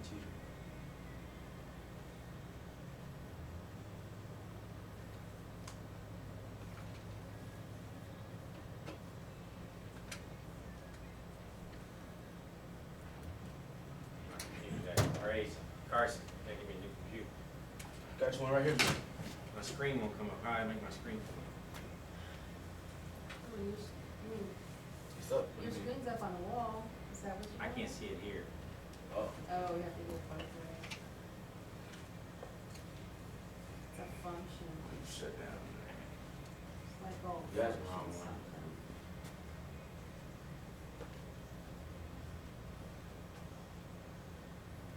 That wasn't the plan.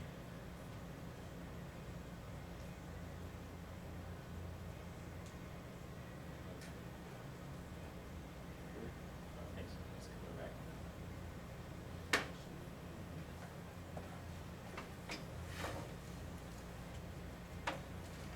So right now, we're early in the process. What sort of difficulties and challenges are you seeing everyone have, or common issues at this point? Can't find properties. And we're gonna have to go to some non-traditional ways and keep working To find properties? to find properties. You may have to share us your lead. Have you ever skip trace? I have not. I mean, who the owner is, we're trying to find out. Yeah, right. What does that mean? The owner that you, that's not living there, grass is overgrown. Let's say if you send a postcard or something to him, it comes back, and you're trying to locate the owner, and the mail's not being forwarded, so there's some way, I've never skip traced, but I hear a lot about skip tracing. But, there's a few owners I would like to get in touch with, but, you know, that's kind of where I am. Just wanna locate the owner and, sometimes talking to neighbors, but, you know, a lot of times they say they don't know where they are. They just said they left. James, there's a website that you can just do that Sean McCloskey had given me a few years ago. I bet I can find it for you. Okay. Yeah, Can I look? It wasn't very expensive. It was like, I know it costs. It's pretty inexpensive, they they have a program that they go through, or they know somebody at the police department, or whatever, you know, it's cheap. Some lawyers will do it too, because that's how they find people for legal stuff. They might do it pretty reasonably.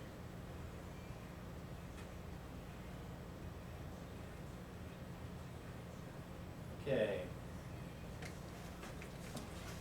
This was a house that, That's my house. That was like my house. Joe, not Joe,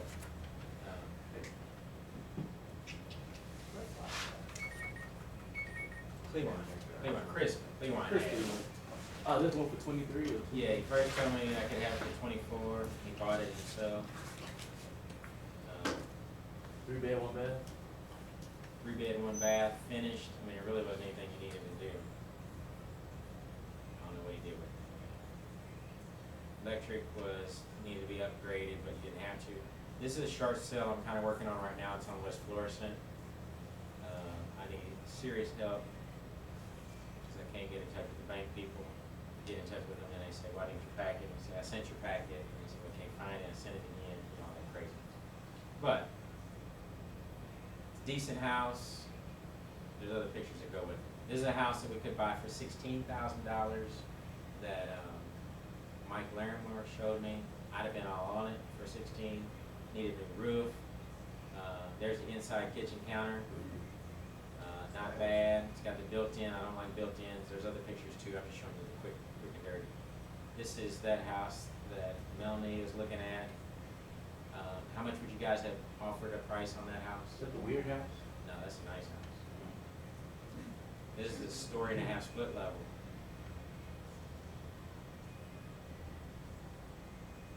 deck in the back needs to be stained. That's inside carpet, which to me is fine. Walls are fine. It's kind of a peach color. It's kind of goofy looking, but I'm not gonna live there. Electric box is on the inside of the house, which obviously they closed in the porch. This is the part that need to be stretched out. Carpet need to be stretched. More carpet needs to be stretched.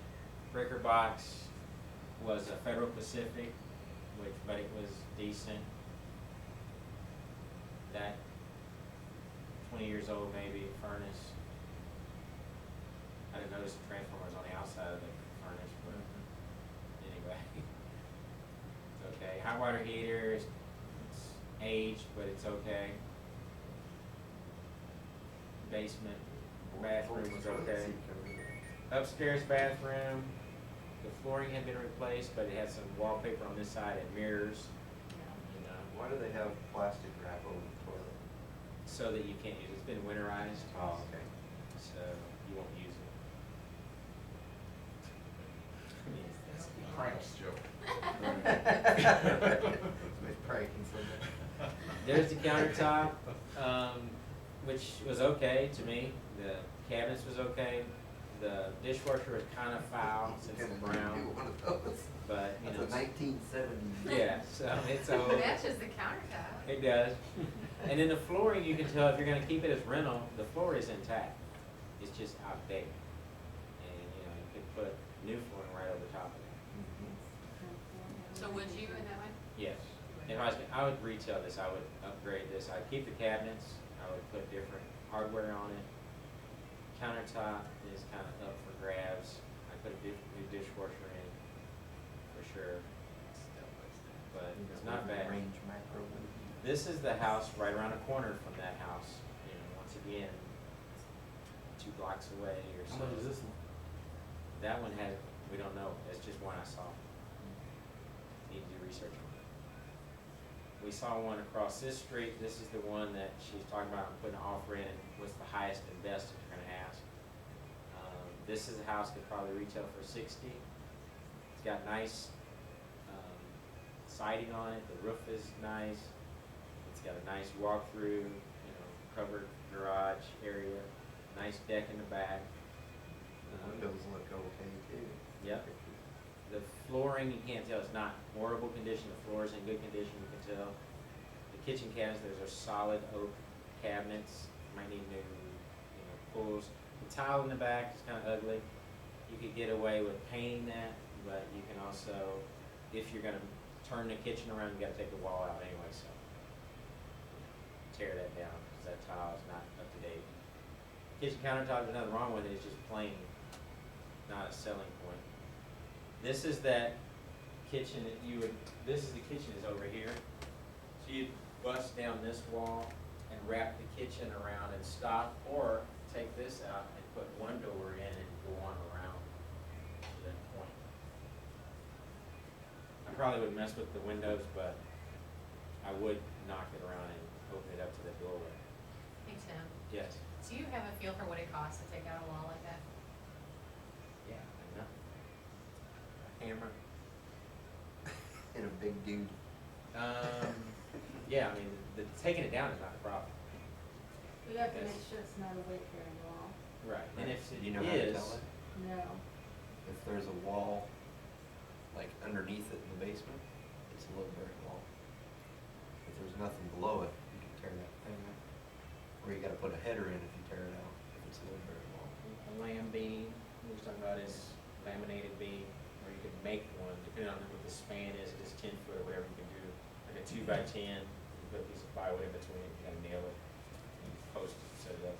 Like, these are just like all like my house. Which we've discussed, maybe I don't wanna live in anymore. You mean issues that need to be repaired or Yeah. things? Oh, All this stuff. maybe I've first. lived in my house for 14 years and haven't done any maintenance other than what it takes to stay living there and. When you first rehab might be your own house. Well, that's what I might think about. Sell it? That means I'd have to get rid of all my stuff, Yep. which I'm in the process of. That, your project, I got you. Yeah, my project. Your project. No, but we're gonna make this happen. We're gonna definitely make it happen. We're gonna make this happen. to, and then move to that house and then rehab your other one. Oh, man, I wish I could do that with my family. Okay, Not have to be so, okay. well, there's. Do you wanna do that? So all you gotta do is just do it. We can do anything we want in here. We just have to do it. I think that's hard on your kids to keep moving them over and over. Well, I don't have little It's a kids. discussion for another Your time. kids I'm are just so saying, if I were in resilient. her shoes, I would do that in a heartbeat.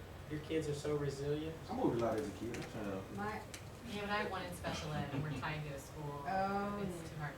Okay, so let me take you back to that other question with the kitchen. If that wall had plumbing in it, Yep. would you move it? Yeah. Would you go to that expense to do it?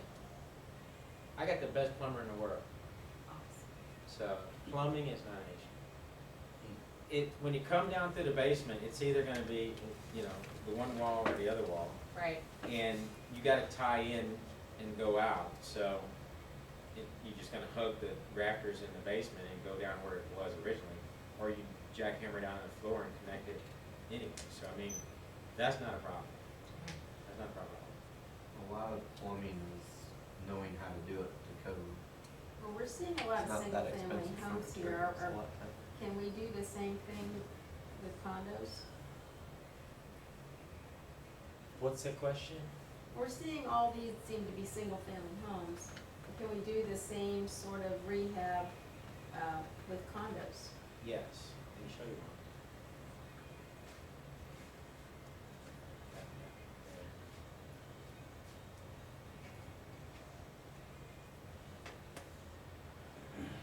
You just have to deal with the homeowners association, but they're in charge of the roof, so you wouldn't have to do anything for the roof. Yeah,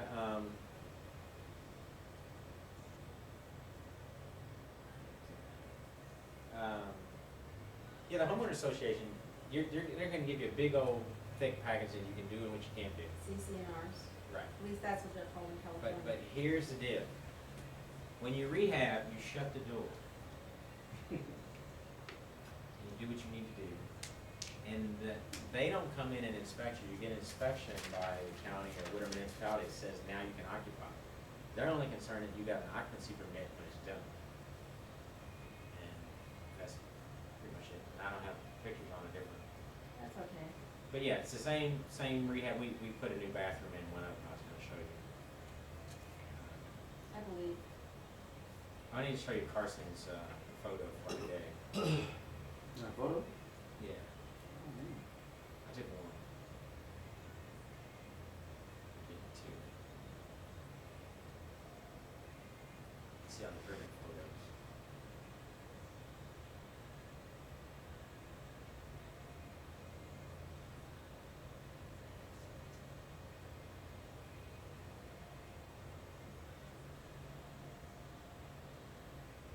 I had a snake in my truck the other day. It scared me. Yeah. Let me show you real quick. What kind of snake was it? There it is right there. How'd that happen? How did it happen? Wow. I was gonna check my oil, and I lifted up the hood, and I was coming right here on this side. Looks like that. See that snake? Looks like a ball python or something. Wow. It's a rat snake, python Oh, okay. snake. So anyway, I was getting ready to put my hand in there, and something moved. I noticed how the side of my eyes like, wow, there shouldn't be anything moving like that in the truck. Crawled up in there for the heat. For the- Yeah. I mean, we had been riding for a while. Oh, where do you think you picked them up? He picked up at my house. That's where I picked him up. Yeah, right there. I mean, that's a big snake. It was a Right, big exactly. snake. But I finally got to come out, and I was, you know, a man and all, but Right, you country boy. You like, hey! don't you? I was like, hey! so then I got my window thing out to move it, you know, and it went inside my engine. Oh, great. It went down, I could see it going, I was like, okay, just go ahead and drop on out. It didn't drop out. So now, I mean, I'm at the gas station, you know, like, you gotta come out now. You gotta get back in the car, because you've seen all the TV shows where they come in through their air vent and eat you. Those So don't I'm bite, like, do oh they? no. Don't they just constrict? Well, no, they bite and Do they they bite? constrict. Yeah, they're Oh, biting. like- So anyway, After they bite you. I plug up, you know, the air vent, because I eventually had to just drive. Wait, is that something that exists in the wild in Missouri? Yeah. Damn. So anyway, I get in there and Something drive down the bigger than road that. and looking to see if it's dropping out the bag, looking if it's coming inside. I'm like, oh no. I text my family, you know, if I die in an accident, you know, here's what happened, there's a snake stuck in my truck.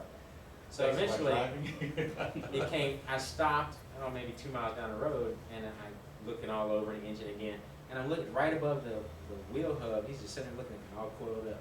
He's like hanging on one of the wire. I'm like, you gotta come off there now. And I put my gloves on and I got him off, but Grab it? I had to grab him eventually, because he's, you know, I put the thing on his head. Y'all watched it on TV, you Oh, grab okay. his head and then you can pull him off.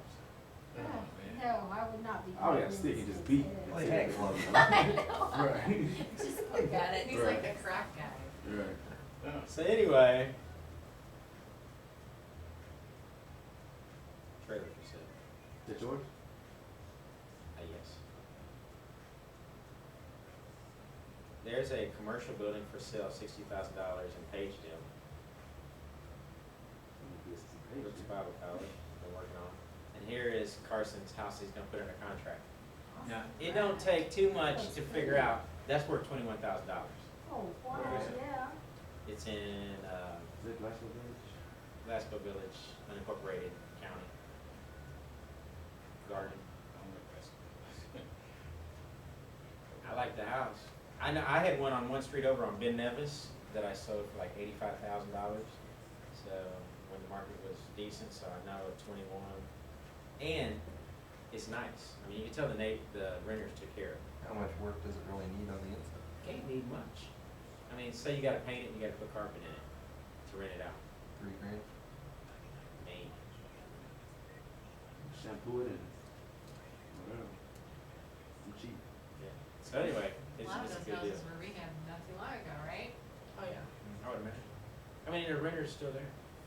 So, anyway. Like your fingernails. Kayla's little thing. So anyway, those are some of the houses that, make sense, that's in the wheelhouse. In the future, once we go out, we will start, sending you pictures off, figure this out, how you upload them to my Dropbox, if there's a common folder or share folder, and then I'll have them prepped and so forth. Just share the link, don't share the folder. Share the link, I'll share the folder. Yeah. What's it? Well, if you share the folder, then you've got everybody sharing and everybody can take in or cut out. But if you just share the link, Oh, do just you go and access look to at it, it, right. yeah. It's read only. She doesn't want anybody to be able to mess with it. What you're saying is it's read only when you share the link. Right. Yeah. If you share the folder, that anybody else can manipulate whatever's in there accidentally or, So then what would everybody have to, how do they put their photos on? How would they load their photos without having access to a photo? Or everybody has their own photo? I think, yeah, everybody should have their own Dropbox and then, just share the links. We'll figure it out, but we do need to figure it out. This is a house that, we bought, I think, 26,000. One back there, we'd have selling it for 49.9. Looks like it. And I think we put 7,000 in this. Guy had worked on it for like 3 weeks by himself. Memphis cash flow? Yeah. That's what it looked like before we went in. How much did you sell the antique test for? We still have it in BTO possession. It went into one of the houses. Where'd the $7,000 go? Huh? It looked pretty nice. This is pre-flip, right, pre-rehab. There's just things, I mean, we had to put trim in, we refinished the floor, little crazy stuff. And we ate in the basement. And where's that one located?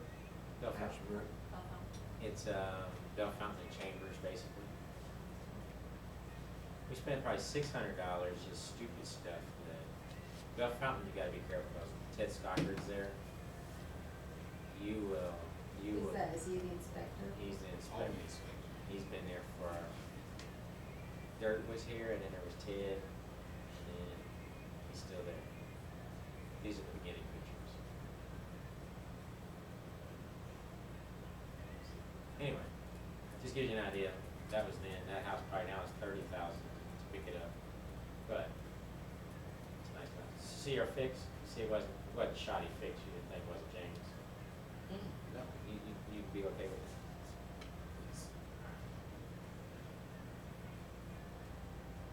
Sometimes when I say we're not living there, people get the idea that we just throw anything together.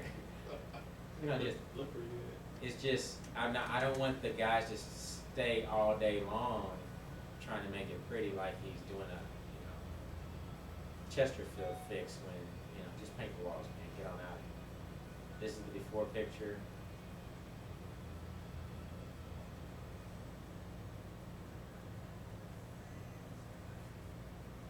Now there's one of those funky corner cabinet where the sink goes. When you run into that, you generally don't mess with that. Leave that alone. That's my kitchen. Leave it alone. This is all the before pictures. You see paneling, you see red carpet, you see half painted walls. What's so much more difficult about a corner sink? You say leave the You're cutting through the miter, which is holding Oh, the through piece the together. counter, you mean, okay, Right. so the counter. Anybody see any problem with that stack? Yeah, it's a little rusty. Okay. Yeah, that's gotta come out. Is that a JV Welch job? That's not a JV well. Paint job. See that furnace there? That's another furnace issue. It's old. Electric box, old. These are some of the getting it finished. That's the cage over the concrete work because the water, it's sloped into the house, so we sloped it back out.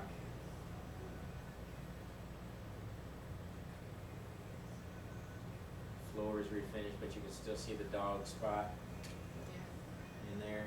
That's a rental fix finish, not a for sale finish. That's the difference that you're gonna see.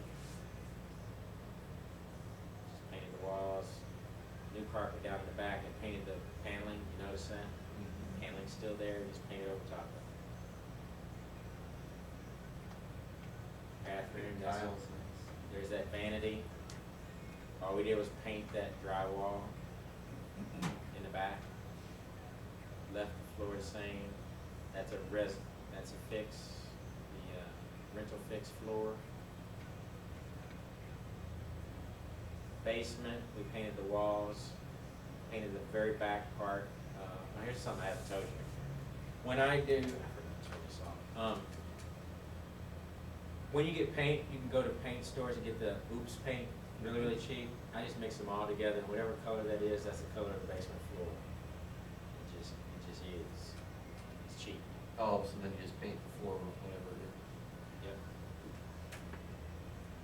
So you painted over the tile in the basement floor?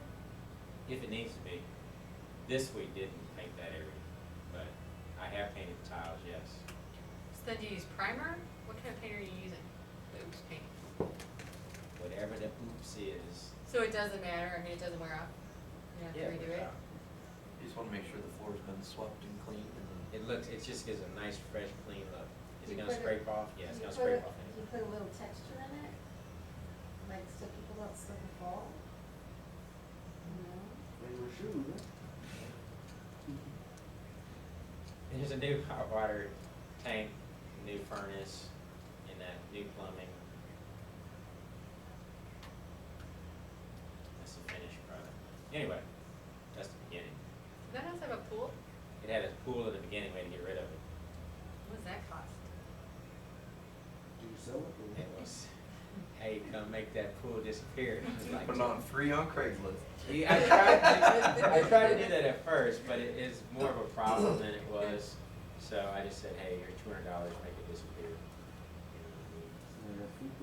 Tip the side down with the water, run all over the backyard. It backed up to a pool or a park, so it wasn't a big issue.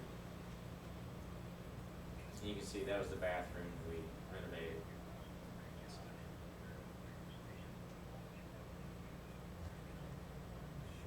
I think we gave them that motor thing, that was kind of the motivating piece that they wanted. So, anyway, So is that your contractor, or did you? contractor made it disappear, yes. Gotcha. So. And that was a one-guy rehab. Took him 3 or 4 weeks. Jimmy. Which I've tried to contact him to see if he's still available, and he's not. Now, these people that you hire, do they have to be licensed contractors? I mean, is that your business model, that you only work with licensed contractors, or do you work with who will do the job? I work with who can do the job, and it depends on the size of the job. Mhm.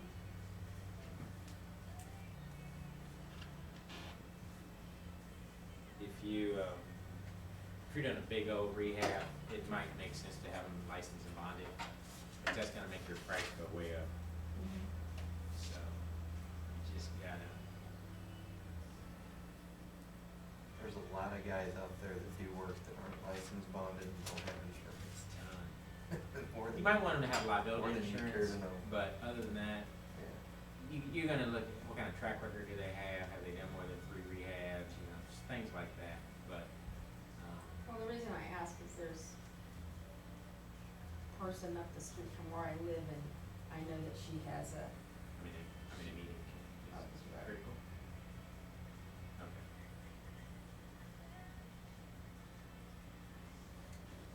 Okay, all right. but she's rehabbed as a contractor, houses in the city and stuff like that. And, I don't have any idea what she charges, but they did some work on my house, like for the fire, what's that firewall stuff you put in between your garage and your house? Is that stuff called? No, it's not drywall, it's something else. It's a fire break, whatever. You can do drywall, you can do 2 layers of drywall. I don't know how they did it. They did concrete or they did No, it studs and wasn't drywall? concrete, it was drywall like. Sheetrock? Sheet rock, there you go. Sheet rock. That's what drywall. Oh, another name. that's another name? Right. Well, Drywall and learning sheetrock. has occurred. In fact, sheetrock is a brand name. Oh, drywall. is it now? Okay. But typically, to make the firewall, you have to have a 2-hour burn radius, so you use 2 layers of drywall. And you fire tape it, but that's okay. But anyway, the key is, if that's a person that's familiar with that area, they do mostly in the city, and you buy in the city, you want a contractor that's familiar with city stuff. Because it's different if you get a county person going out in the city, because the codes are different. You gotta remember, there's 88 different municipalities in St. Louis. And not everybody works in every single municipality. There's certain ones you work with and comfortable with, and there's some that you don't work with. So if you're gonna get a city rehabber, they're familiar with plaster and lab, and how to fake that out, and, I have not take lab out in too my much. house. Yeah. I hate that stuff. Yes, I mean, you don't just go tearing into stuff like that. You gotta know how to do it, how to patch it back, gypsumite, and different things that you work with, but it's different, so. Contractor can make you or break you. You can buy right, and then you don't turn the contractor loose, right? He can still cost you, even if you bought the property right, you can still screw up the rate. Yeah, and in the city, you have the historic districts, and if you, it's all the way to how many panel doors, What color you can paint. all kind of different things, so that would cost more money, so you gotta be careful when you buy in the city, well, for certain historic places. By the time they tell you what color you can do it, it could be weeks and cost you more holding. Yeah. Rather Yeah. just spent 6 months waiting on them to say whether they use vinyl windows on the side of the house or not. Yeah, and if you use the wrong stuff, the inspector will have you tear it out. There's no like checklist or. There's 2 different, you got 2 different boards that you're fighting. One is the historical, or whatever you call it, neighborhood preservation, whatever it's. Yeah, and they're tougher Historical sometimes area, and then you than got the regular, other one. just the code. So they're arguing back and forth with one another, cultural resources and things like that. But there are 2 different boards, one saying, yes, structurally it's okay, but the other people are saying in order to maintain the historical integrity, you can't use it. So they're arguing back and forth. You may not be totally out of the loop. They're going back and forth whether you can do it or not. And some districts aren't historical yet, but they know they're going to be, so they'll make you do it knowing that it's coming, and really legally, you don't have to. I don't mind not working in the city. Now, the nice areas, they've got their code down, like over by the brewery, they pretty much know what they're gonna expect and not expect, so, yeah. Mess with it. I'd like to do stuff over the community. Any questions? We're gonna wrap up. Yes. I'm gonna ask my computer question I asked you to the group and see if anybody knows. Yeah. Okay. Go ahead. If you go on GoDaddy, you get your domain name. What does that do for you? I'm so computer dumb on all It this does stuff, nothing so for you. what's it do if you have like REI Black Book? Will it work with REI Black Book, or do you even need it if you have REI Black Book? Yeah, it'll work. If you've already done it, I went ahead and put Seamless Solutions Firm as a domain name. Once you get the domain name, then they will, there's additional charge, of course. They'll set up a website for you at GoDaddy or whatever. But if you have REI Black Book, you can use that domain name for one of your 3 websites, because you get 3 websites. But You do get you a buyer's. need to have GoDaddy to do that on REI? Yeah, if you don't go through GoDaddy, you go through REI Black Book, and they send you to GoDaddy, Oh, okay. and you're gonna get it through Costs more. GoDaddy either way. I got you. It's $6 So the domain name is basically just so you have your name that sends somebody to a website. Gives you a presence on the internet. Yeah, like, cause, St. Louis Solution Firm is our, seller site, so if you wanna sell your house and you go there, then there's a landing page for you to put in your contact information, then it sends us an email. Okay. And then we have a different, domain name for, the buyer site, then another one for the investor site. Is that one of the last meetings I went to down there at the real estate, or at the real estate? Oh, what do they call it? Investors The- Association South Side. Yeah, it was the south side one that was there at the real estate, they have the realtors go, the board of realtors down there on Olive. And they talked about how you can do the landing pages on REI now. Yeah, you And can, have them all you can buy them different, so I straight didn't through know. REI, or you Okay. can go to GoDaddy, but So REI is what's gonna cheaper? Is go it through. cheaper to have REI Black Book and buy the domain name, or is it cheaper to buy the domain and have them set up a website through GoDaddy? I haven't set up a website, I just did, Okay. I have REI Black Book, so I I wanna know didn't- what's more cost effective. What is REI More Black useful. Book? That sounds intriguing. It's real estate investors website, and they got all sorts of different stuff on there. But, They keep improving on it. but I you don't know. pay X Yeah, you amount. You pay so much per month to have the $97 service. a month to have access to it, and it's like a. But GoDaddy will charge you Facebook so much for your investors. website every month, right? What? Won't GoDaddy charge you every month for your website too, or? They'll charge you for hosting. Yeah. I think so, That's what REI they'll charge you to set it up, they'll charge you to Does, host it. does REI Black Book create a website for you? Yes, Yes. already created, you get to Okay. go in and pick the colors and put in your Okay, name. so it's a template type. You needed the website domain name.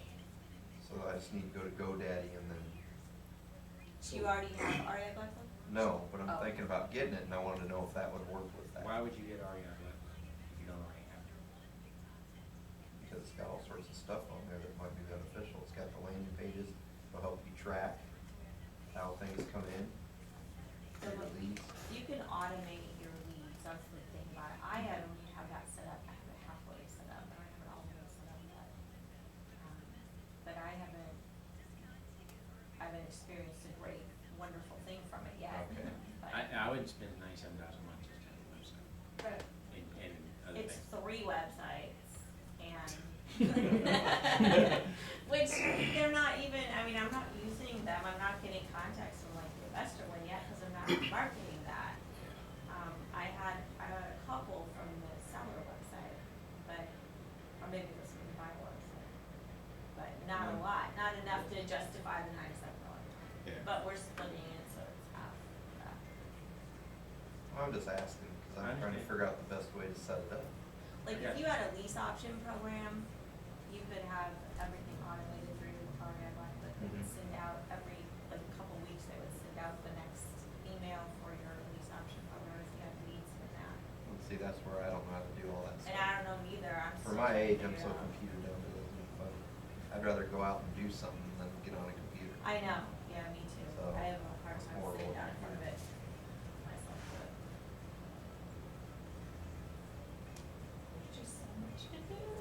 So, our marching orders from today, is that whole long list of things I read in the beginning, which I'll try to get typed up and written up, but you need a 1, 2, 3 items. What are you gonna do from today, based on what we talked about tonight, that's missing that you need to do?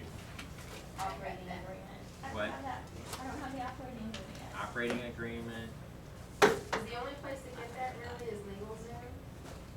no, you can pay $500 and a lawyer will do it for you. Okay. Or I don't know how much LegalZoom is. it's not $500. Mine What? was- What you gonna say? I'll send you something that you can share with everybody, that gives a, You just gotta put your name and address in and some other things. something like that. I mean, does it need to be notarized? Does it just need to exist? It only says that this is your company and you're in charge of it and you can bind the company legally. So why does that need, why do you need to pay $197 to LegalZoom for that? Well, normally you pay $500. I mean, there is a legal, there's a legal aspect to it. It keeps you Yeah. from being sued. No, if I somebody understand happens. it's necessary. I just don't understand the need to pay a lot of money for it. And that is for the operating agreement? Operating agreement for an LLC. Lawyer, let me say this, lawyer, wanna get paid, that's all. I did my whole LLC for like $75. It's $50 now. I did mine Yeah. 50. And I mean, that included everything. Right. Through Including the what? operating LegalZoom. agreement and everything? Yeah. Through who?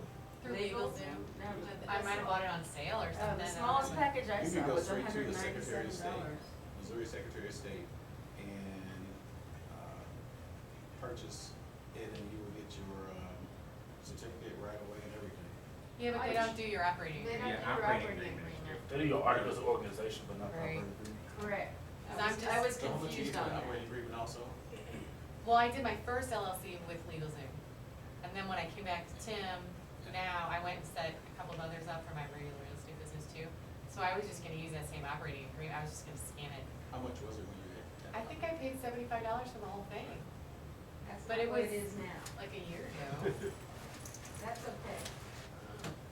It's a cost of doing business. Yes, it is. I don't And you know. have to be legally set up so that you don't get sued and Right. it doesn't create a problem. Oh, I have another. Well, and it's got tax consequences too, General. doesn't it, based No, on how it's you Not, set it up? LLC generally does not have tax benefits or consequences unless it's set up as an S corp or C corp, and it still is usually under a bigger umbrella like a corporation. Like mine is, I have a corporation, but I have an LLC that's under a corporation. But it doesn't generally provide any tax benefits. Yes? I know that this is probably farther down the road, but I'm also a disabled veteran with veteran home buying zero, no eligibility, but I have to live in it. I'll sell your house. For a period of time, Right, for 2 years, I think, I have to live in it. which would make sense to buy the new house that you need to buy, fix up your other one and sell it. And It The might other one, take the other you one, to- I'm underwater or even water with. But I could lease option it, or I could rent it. Okay, so if you buy the house that you're moving to in such great condition, if you need to get rid of your other one, would it make sense to add 2,000, 3,000, 4,000 to get rid of it? If you bought a new one that's in such a good price. We'll see. A disabled vet, like $500 down, you can buy a house. And I also don't have to pay the funding fee because I'm a disabled vet. We need. There's lots of options there. See, like, that, you want to take advantage of, I mean, I know it's a lifetime. You can buy multiple houses, it's more than just one, the way I understand it. Right, but the seller has to be willing to mess